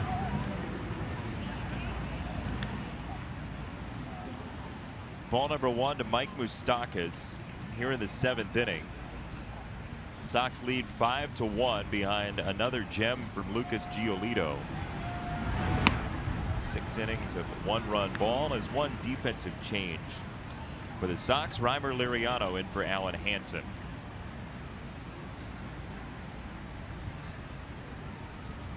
And what a comeback this year for Reimer Liriano, who was hit in the face with a ball in spring training last year, only to end up in September with the Sox.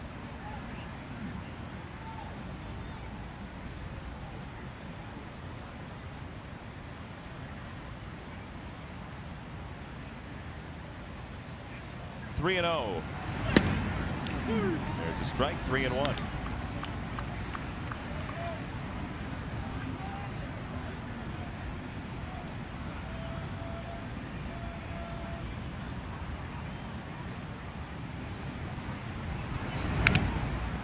Three balls, 2 strikes on Moustakas, who's bounced out twice.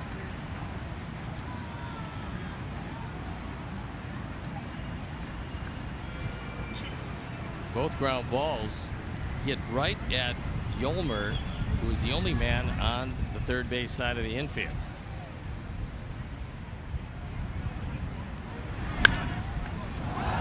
Giolito knocks it down, recovers, and throws to first in time. And the interesting part of that play is he didn't rush to throw a BB to first. He put it on target and got the job done.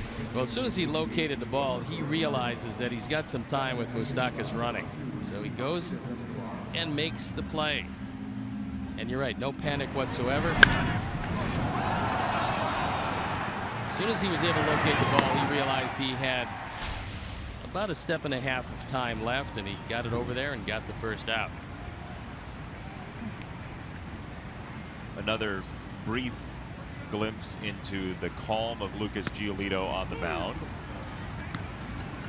A nice job of just knocking it down and then locating it and understanding that he had some time.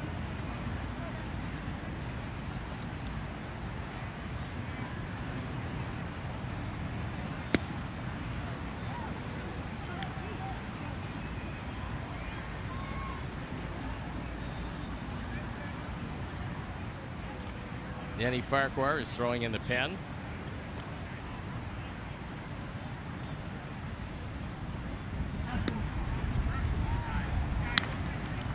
Two balls and a strike on Escobar.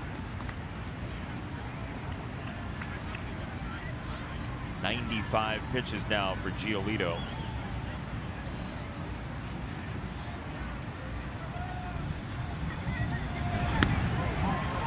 Took something off. 2-2. Good straight change as you look at Farquhar.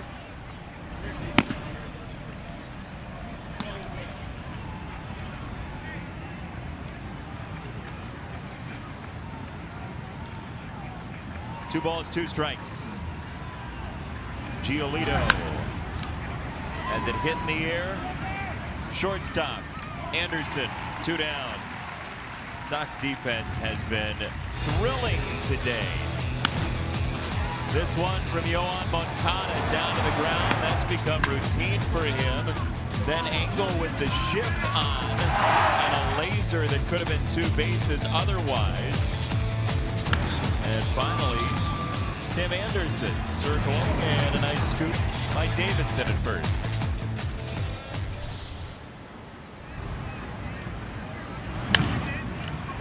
Ground ball to third. Sanchez plays a high hop, and Giolito sails through 7. Sox trying to win the series. They got the first victory in this set in dramatic fashion. We'll show it to you after this.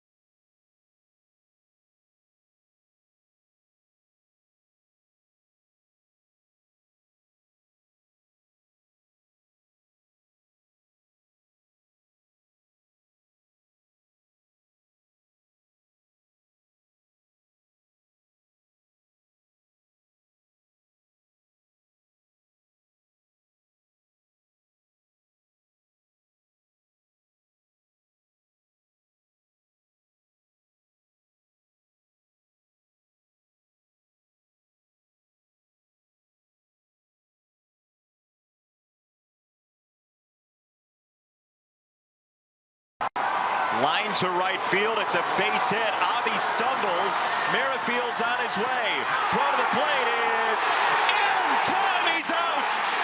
Kane to second. He's out. The Royals are toast. They run themselves out of the ninth inning. Oh my goodness. That White Sox moment was brought to you by This Is Us. Tuesday, America's favorite show is back. Emmy award-winning drama This Is Us returns Tuesday at 9/8 Central on NBC.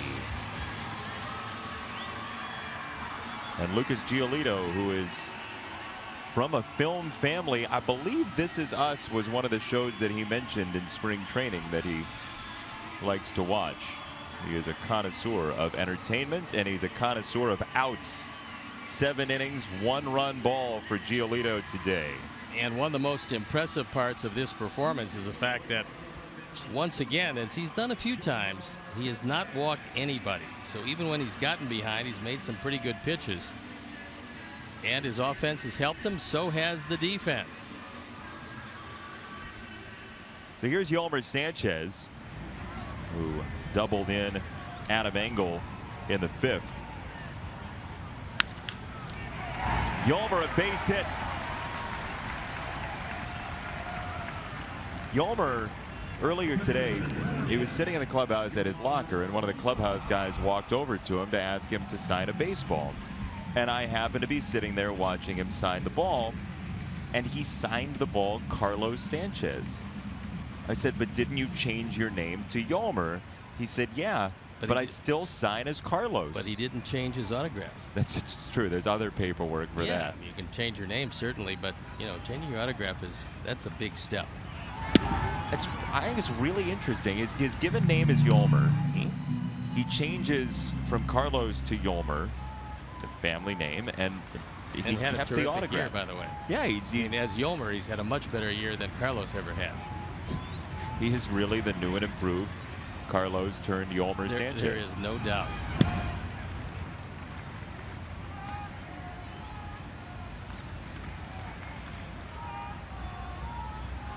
Two 2-0 on Moncada, who doubled and scored in the first.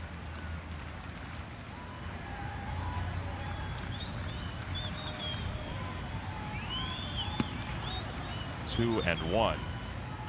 Looking at the Royals roster, there is no Cone in the bullpen, but you would imagine one might come out after Kennedy and McCarthy have pitched so far here in the game.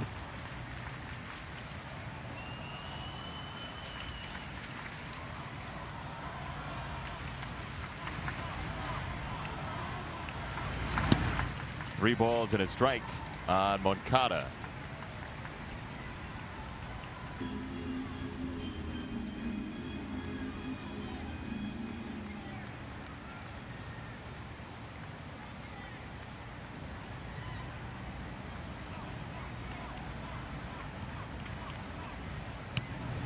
Up high off of Perez's glove, ball 4, doesn't matter. 2 on, nobody out for Garcia.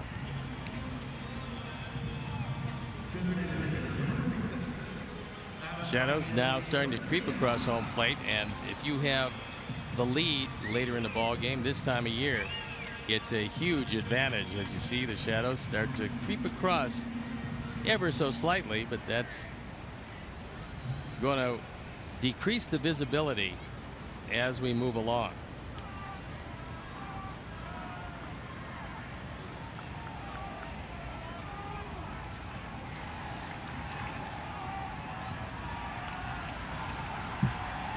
First and second, nobody out for Avi, who's homered already. And he takes in the dirt.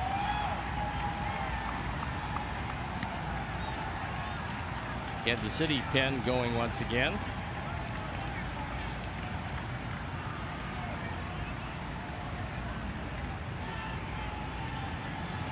Not Cone. I don't think so.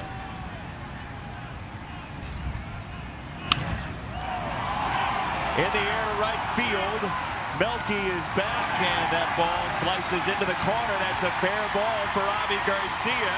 Sanchez scores. Moncada slams on the brakes. Nick Capra went down to his knees this time to get somebody to freeze. Sox get a run. Avi doubles it in.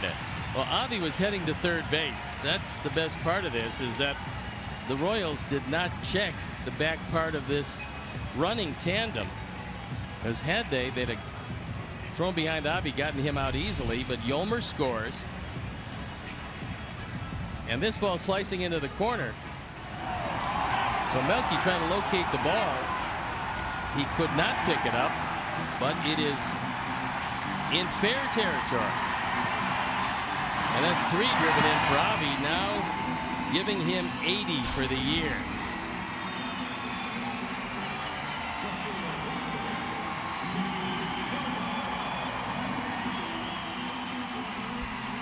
What a season for Avi Garcia. 3.5 WAR, wins above replacement, batting average in the 300s and deep into the 300s. And he's gotten to 80 runs driven in.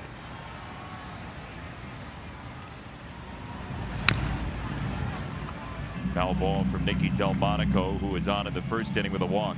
I don't think there's any reason why next year, depending on where Ricky decides to hit Avi, that he can't drive in 100 runs.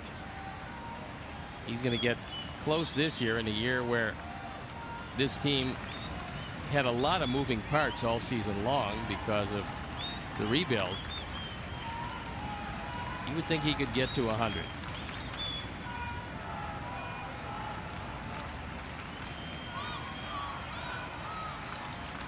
Infield in.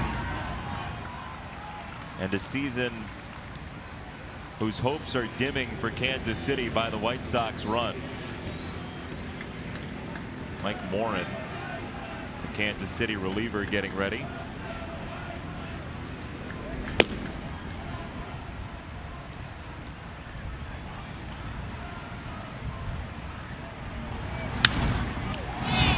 Left side throw past Cuthbert. 1 runs in. Avi digging hard, and he doesn't need to. Throw to second base. 2 more are home. The Sox have blown it open 8-1. Looked like that was ticketed for a double play, but Cuthbert missed it. It goes E5. This is sliced right at him. He's in a good spot. He just misses it. Has it flattened out, go under the glove. Was not able to smother the ball, and Avi scores. That's 3 this inning.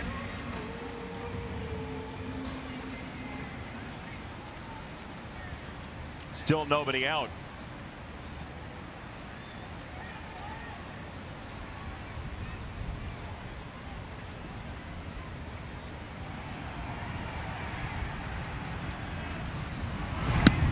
Ball 1 to Davidson. Well, the Royals with a loss here would drop to 5.5 back with a week to go. That would be miracle territory if they were to come back from it. Even if you were just chasing one team. And that would be Minnesota, but they've also got to climb over the Angels if they're going to get there, with Texas right behind them. And depending on the resolution of today's game, Texas might leapfrog ahead of KC. Rangers are playing Oakland, just underway at the Coliseum, bottom of the first, no score. The Angels are Sunday Night Baseball tonight at Houston. So we shall see what the standings look like when the Angels get into town here, but it could be 5.5 separating everybody in Minnesota, getting into clinch territory in the next few days. Yeah, they should be able to do that. Fair ball, Cuthbert at the line with a low throw, and Hosmer reacted very well to that ball. Cuthbert, I'm not sure if he was trying to do that, but it was one hop. It looked like it had some of the grass. It's clearly fair. You see Paul Emmel on the call, and then the one hop throw. This was by design. You're not going to skip it that far out in front of him if you don't do it by design. And he got it there, and they got the out. Sometimes you do that for sun purposes. Over at third, not there though. I wouldn't think so. The length of the throw, depending on the stadium and where the sun is. We've seen it before. This one to shortstop, and Escobar throws to first as Delmonico is safe at third. That's one of the things we saw in this series, and this time Nicky was able to flash by Escobar before he caught it, and no thought at all in an 8-1 ball game of going to third base with it.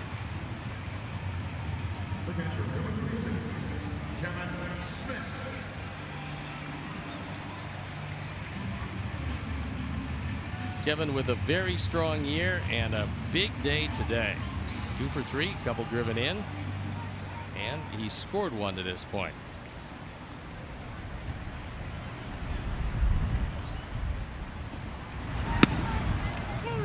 There's a strike from McCarthy.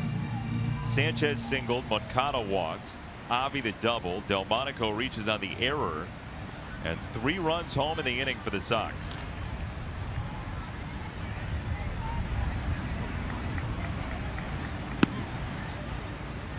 Oh, and 2 on Smith. With the bullpen up and going still, you would think that would be it for Lucas, who will have logged 7 strong innings today. Just another strong performance for Lucas Giolito.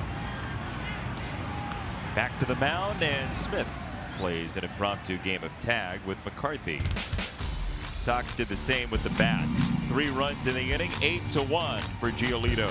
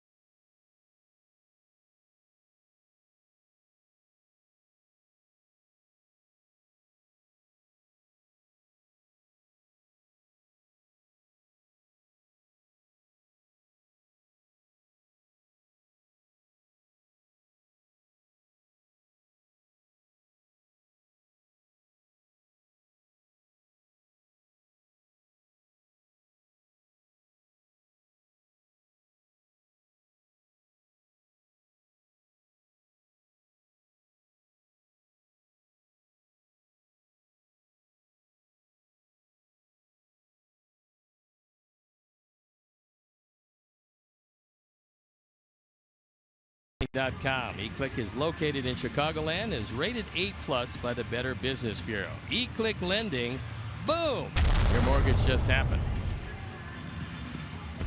Hey, Sox fans, for the first time ever, the Chicago White Sox are offering a limited edition Cancer Ribbon White Sox cap. A portion of every cap sold aids Chicago White Sox charities and Rush University Medical Center in supporting cancer research. Caps are available in park at the Chicago Sports Depot and online for a limited time. Visit chicagosportsdepot.com to purchase your hat today. Boom. You get the boom if you purchase a hat too? Your hat just happened. Way to go. Danny Farquhar in the ball game. 50 appearances between Tampa Bay and our Sox. 3-2 record, 4.44 ERA, taking over for Lucas Giolito, who was brilliant here once again today. 7 innings of 1 hit, 1 run baseball, 5 hits, no walks, and 5 strikeouts. Just a really strong outing. Another really strong outing. He's been just terrific. I mean, it's impossible to make a ball club for next year in a previous season. But you can certainly serve notice that you're going to be in the discussion, and that's what Lucas has done. Well, here's the interesting part about Giolito's season. We had heard that the no-hitter he threw in AAA on May 25th against Syracuse while with Charlotte, he had told us on a conference call that he felt like that might be a turning point of his season. At that moment, he had an ERA of 5.44 in AAA. That leveled out and dropped to 4.48 by the end of his time with the Charlotte Knights. This one's popped up, and Anderson making the play with Patriot Beltre evidently over at third. That's for the great. Sox. Gilmer was he had his hand up, looked like he was going to make the catch, then he acted as if he couldn't see it, and Tim took it himself. It's become very entertaining as Gilmer making sure that he can see this one very well as Tim catches it. You always want to shield your eyes when the man playing the position next to you is catching the baseball. Tim looked at him like, what are you doing? Wow. Strike one to Merrifield.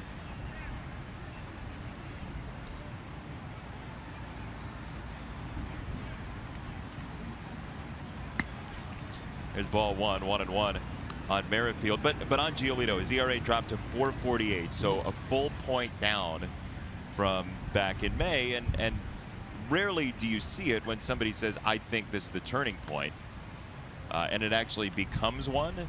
But that seemed to be the case for Giolito, who was looking for consistency at that point and has found it to the tune of an ERA right around 2.5 in the majors.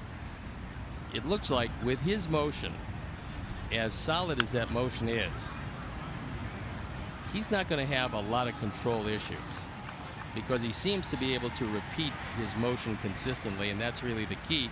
And he repeats it with all the pitches, so it's not like he's having trouble with the curveball, but the fastball's there, or he's having trouble with the slider, but the curveball's there. He seems to have a pretty good command of everything. And going through any major league game with no walks is a good trick, and he's able to do that. He's been able to do it a couple of different times. But he's just around the plate with just about everything. Ball and 2 strikes on Merrifield as the Royals are 5 outs away from taking another loss at the hands of the Sox. And in recent memory, the Sox have caused big problems for Kansas City as that ball is leveled to right center for Adam Engel. 2 down. MLB.TV every night, every device. Watch every out-of-market regular season game live. Plus, get a free subscription to At-Bat Premium, the #1 app for live baseball. Blackout and other restrictions apply. Sometimes you can turn on the MLB TV app and see our crews work in Kansas City. Occasionally that happens. That's the magic of television. That's why it's such a wonderful app to have. And you get to find out everything you want to know about everybody in the major leagues. We are high volume users of the MLB app. It is a great app. Paulo Orlando grabs a bat, hitting for Kane.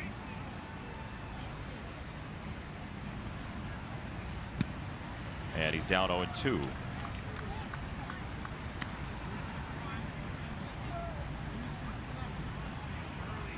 Phillies won today. 2-0. They were able to overcome the Braves in Atlanta. That makes them 62-94. In Houston, the Angels take on the Astros in the night game before the Angels come here. That'll be Tyler Skaggs on the mound for the Angels, and a wonderful prospective matchup that won't happen in the series of Skaggs versus Giolito. Nope. For you old music connoisseurs. Sad how it doesn't match up like that sometimes. No, but one of the things, and this will be kind of interesting. If Corey Kluber is indeed going to the mound, which he is supposed to be going to the mound against Seattle, in Seattle for the Indians, that would put him in line to make a Friday start in Cleveland. which would also then keep him in line to make his regular start the first game of the playoffs, whenever that is, depending on who wins and where they're playing and all that kind of stuff. But it'd be nice to see him one more time, because watching one of baseball's best is a pleasure. He's had just another magnificent year that has a chance of turning into a Cy Young award. Although Chris Sale's going to have something to say about that with his 300-plus strikeouts. Some people would say, well, why would you want Kluber to face your team? Why?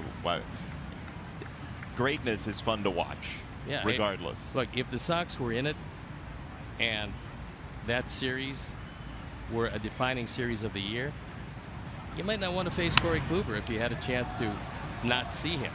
But that's not the case. And if you do see him, it's not going to be for 9 innings anyway. You hope. No. I don't think that they would extend him in that situation. Oh, I see. Considering the situation. Yeah, he's gone. I see. He's gone. At this point, he's gone well enough innings where they don't have to worry about that. 2-2 on Orlando.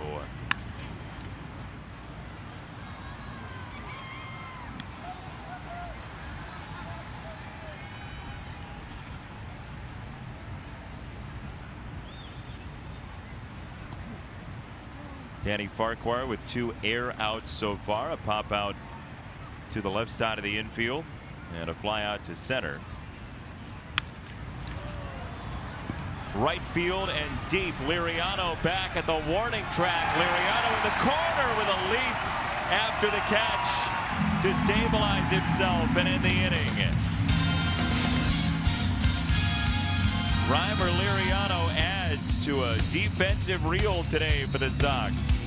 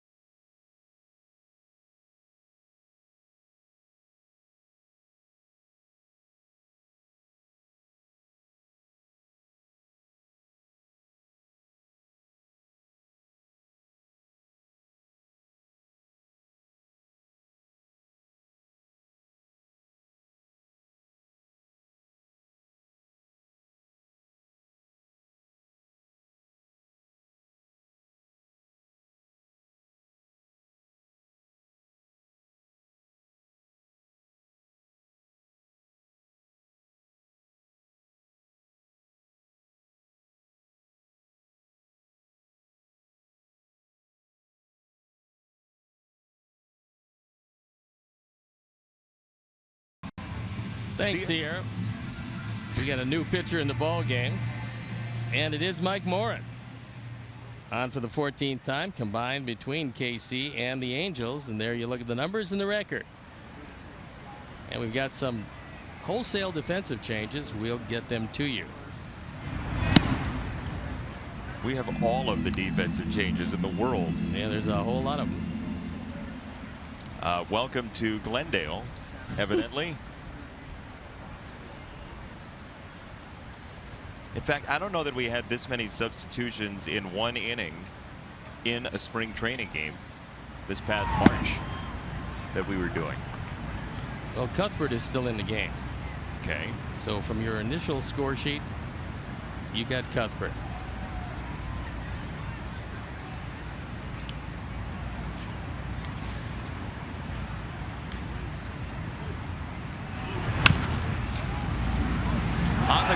to Cuthbert, and he can't cut it off. Reimer's got himself a base hit.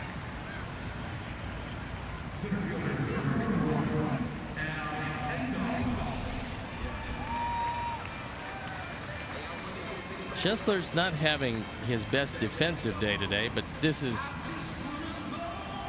almost an impossible play to make.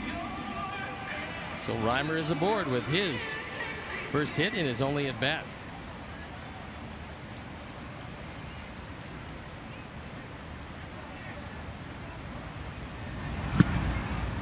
There's a swinging strike for Adam Engel.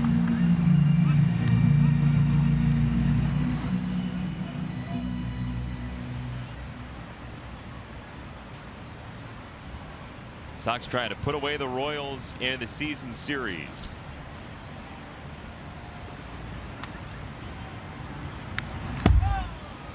Late swing 0-2 on Adam.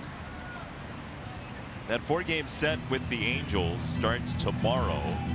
Monday night, 7:10 first pitch. Ricky Nolasco against James Shields. And the former Oriole Parker Bridwell on the mound for the Angels on Tuesday. TBA for the Sox. Foul ground third base side and out of play. Garrett Richards, Reynaldo Lopez on Wednesday, and then TBA versus Dylan Covey on Thursday. We're getting to final start territory for most of the guys on the mound in that series.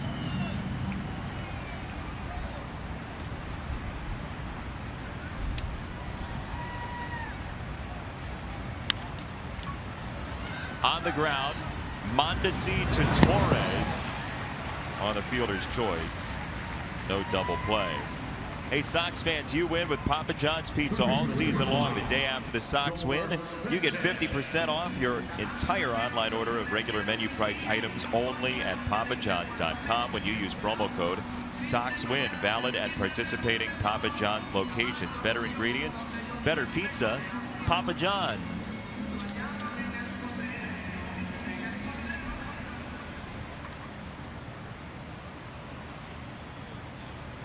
One out, one on.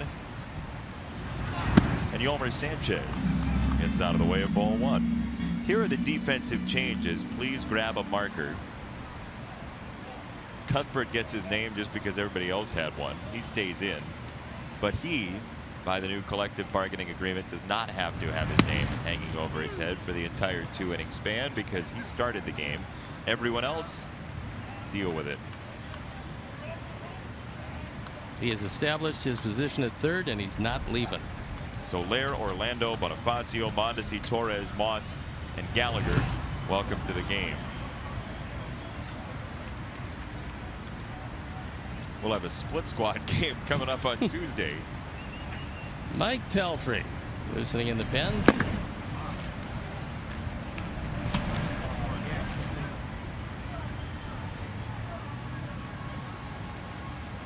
One and two. And that is strike three to Sanchez, who will finish likely with 2 hits today. Well, although I certainly root for Yolmer, I hope he finishes with 2 hits today. Because if not, that's going to be some 9th inning for Kansas City. Well, or the Sox could bat around with 2 out in the 8th. Yeah, they could. But you don't think so? No. You're not feeling it? Nah. Your tarot cards? They're saying that no bat around. The Queen of Cups doesn't whether you consider it 9 hitters or 10. Ah, what a fun baseball argument that has been.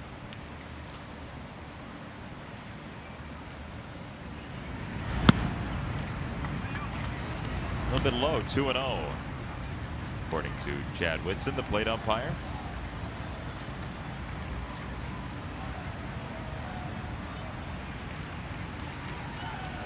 Morin to Moncada.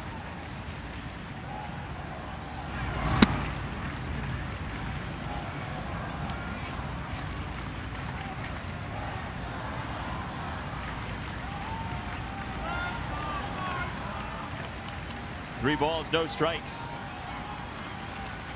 Engel at first. There's a strike on Moncada, 3-1.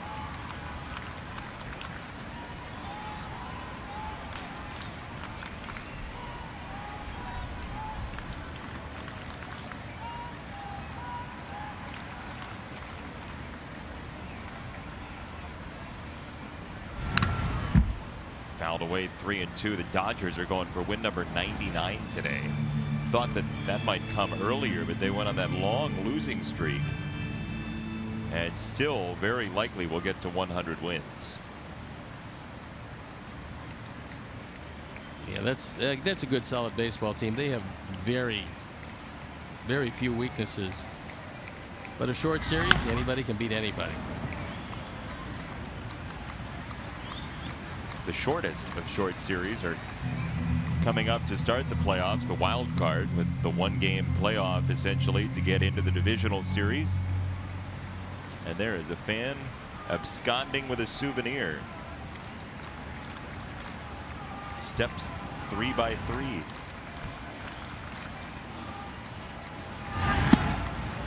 Swing and a miss, strike 3. Moncada punches out to end the 8th inning. Sox need 3 outs to win the series against the Royals.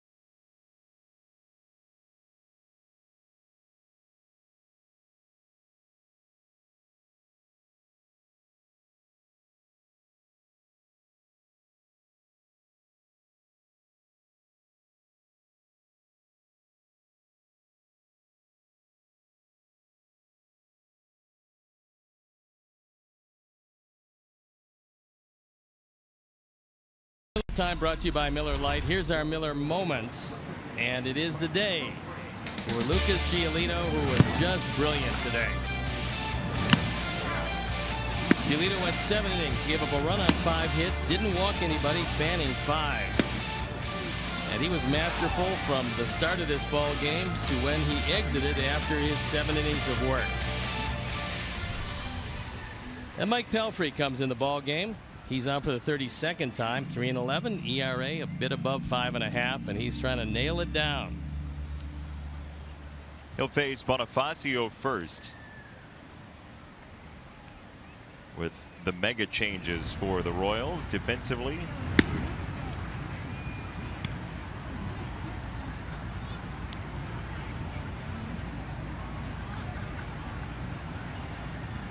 Kansas City's lone run in the 4th on a homer from Lorenzo Cain.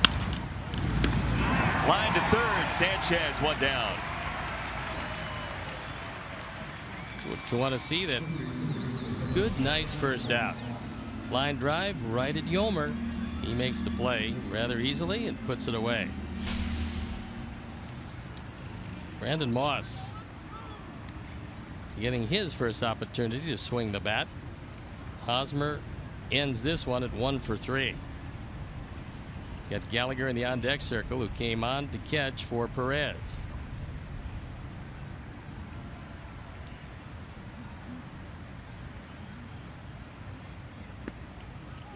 First one, a strike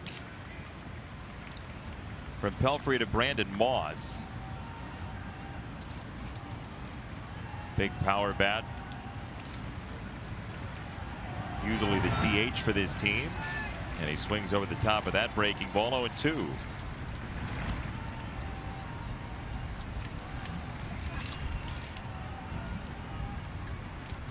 Sox and Angels, 4 games starting tomorrow. All 7:10 start times. CSN Plus tomorrow. And back to CSN Tuesday and Thursday. WGN on Wednesday.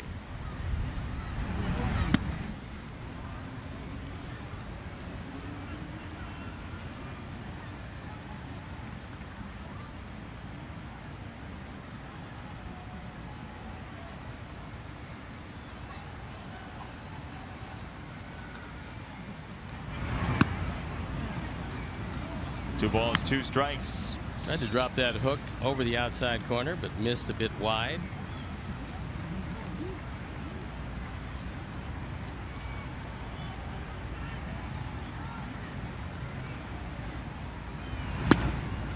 He goes fastball to wipe away Moss. 2 down.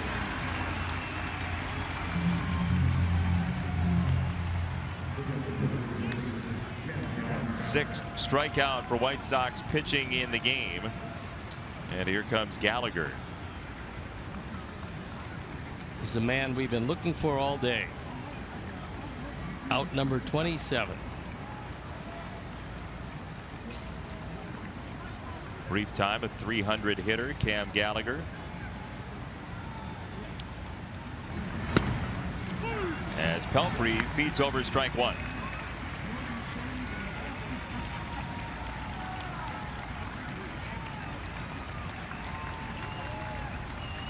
Oh, 1 from Pelfrey.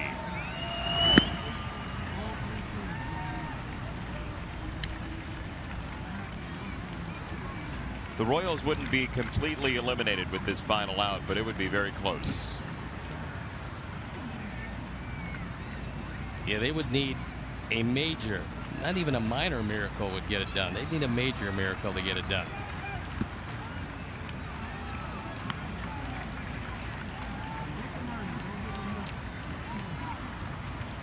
Sox pitching, by the way, in this series has walked 4 batters, 1 intentional.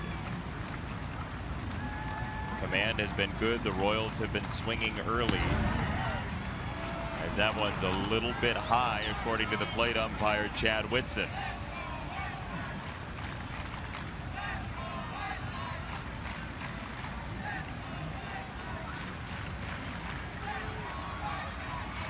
Three and 1.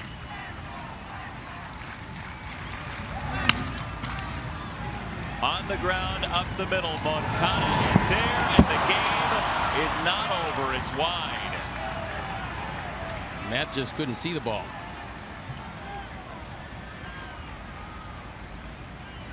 We'll take another look. Looked like the play that Matt should have made.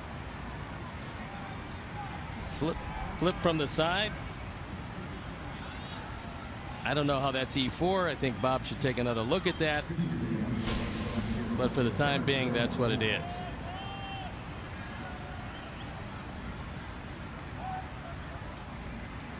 It's E somebody. It is that. Bob change it to E3. And so Terrence Gore will bat. Hitting for Moustakas. Gore, pinch runner extraordinaire, getting a rare at bat. He did have 1 at bat in that Kansas City series and actually hit the daylights out of it. A line drive rocket to shortstop, which is unusual for a man that has enormous speed and is used primarily as a pinch runner.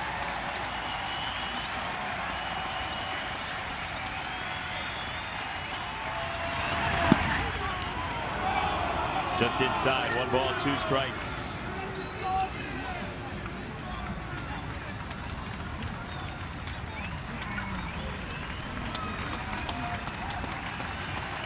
One and 2 from Pelfrey. 1 strike away. First base, foul ball.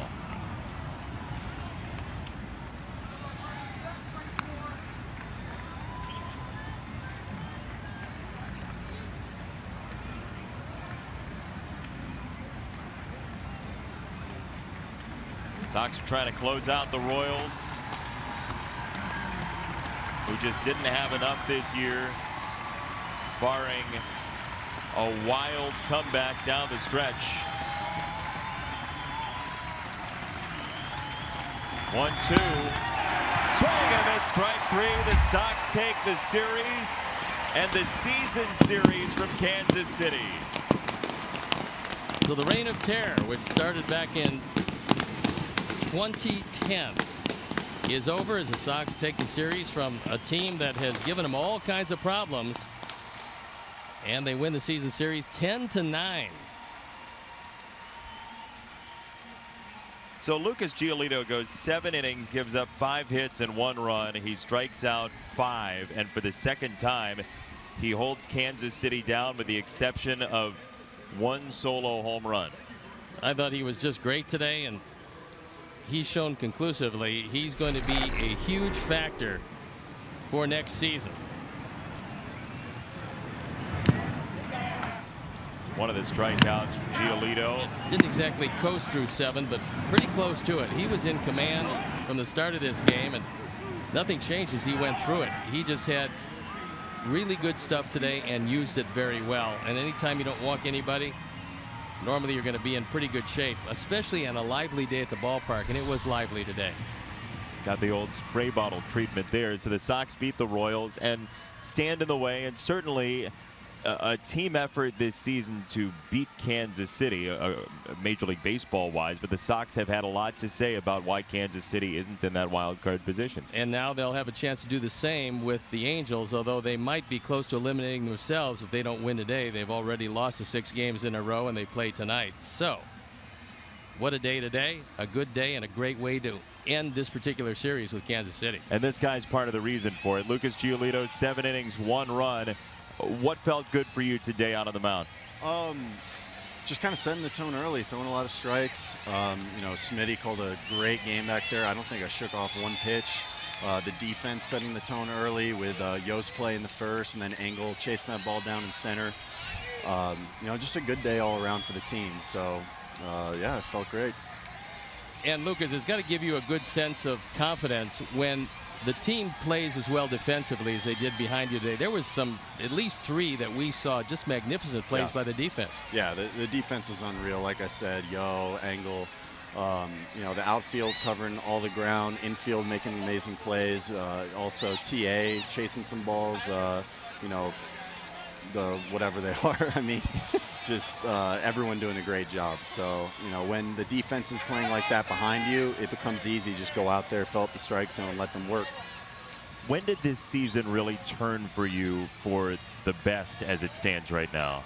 I'd say about midway through my time in Charlotte, started to figure some things out with my mechanics, just repeating my delivery better. And then from there, just building up confidence, getting that confidence up. And I'd say, yeah, it's midway through. It started to, oh, God. Yeah, think it over. Oh, that was, that. Woo. See, now that's why I was having trouble answering that last one, because I thought I felt someone was creeping up right there. But yeah, I like the bucket just laying over you. There's like a guillotine feel there. Yeah. Woo, that was a good one. How was that? Good. That wasn't your first one, was it? refreshing. Was it? It's a hot day, so that was refreshing. I feel good. How many Gatorade baths do you have in your career? That was probably my first one on the field. Other than that, it was just my shower for the first win. So, yeah, it's always a good feeling to get one of those. First one on the field. Yeah. Lucas, thank you very much. Thank you. Appreciate it, guys. Congratulations. Thank you. That's Lucas Giolito, who just stares down the barrel of the bucket from the bucket man. Well, he's only hoping to do that another 20, 21 times next year. It's a nice ambition to have, but the way he's throwing it right now, he is serving notice to everybody. He's going to be a huge factor in spring training, I'm sure. Throwing it the way Lucas is throwing it, he can't wait for next year. I know that's pretty much the way we feel at this point. That was team leadership, by the way. That's That was. learned leadership. That's it. With the Gatorade bucket. See you tomorrow, all right? Okay. All right, Sox and Angels coming up. For our producer, Keon Dolan-Shahi, our director, Jim Angio, associate producer, Dave Ross, tech manager, Mark Harper, and the executive producer, Jim Corno Jr., and our entire wonderful crew. He's Steve, I'm Jason. So long from Guaranteed Rate Field in Chicago. Coming up next, Subaru postgame live from in our booth. Bill and Sierra are here, and you have been watching White Sox baseball on CSN Chicago. Enjoy the rest of your weekend.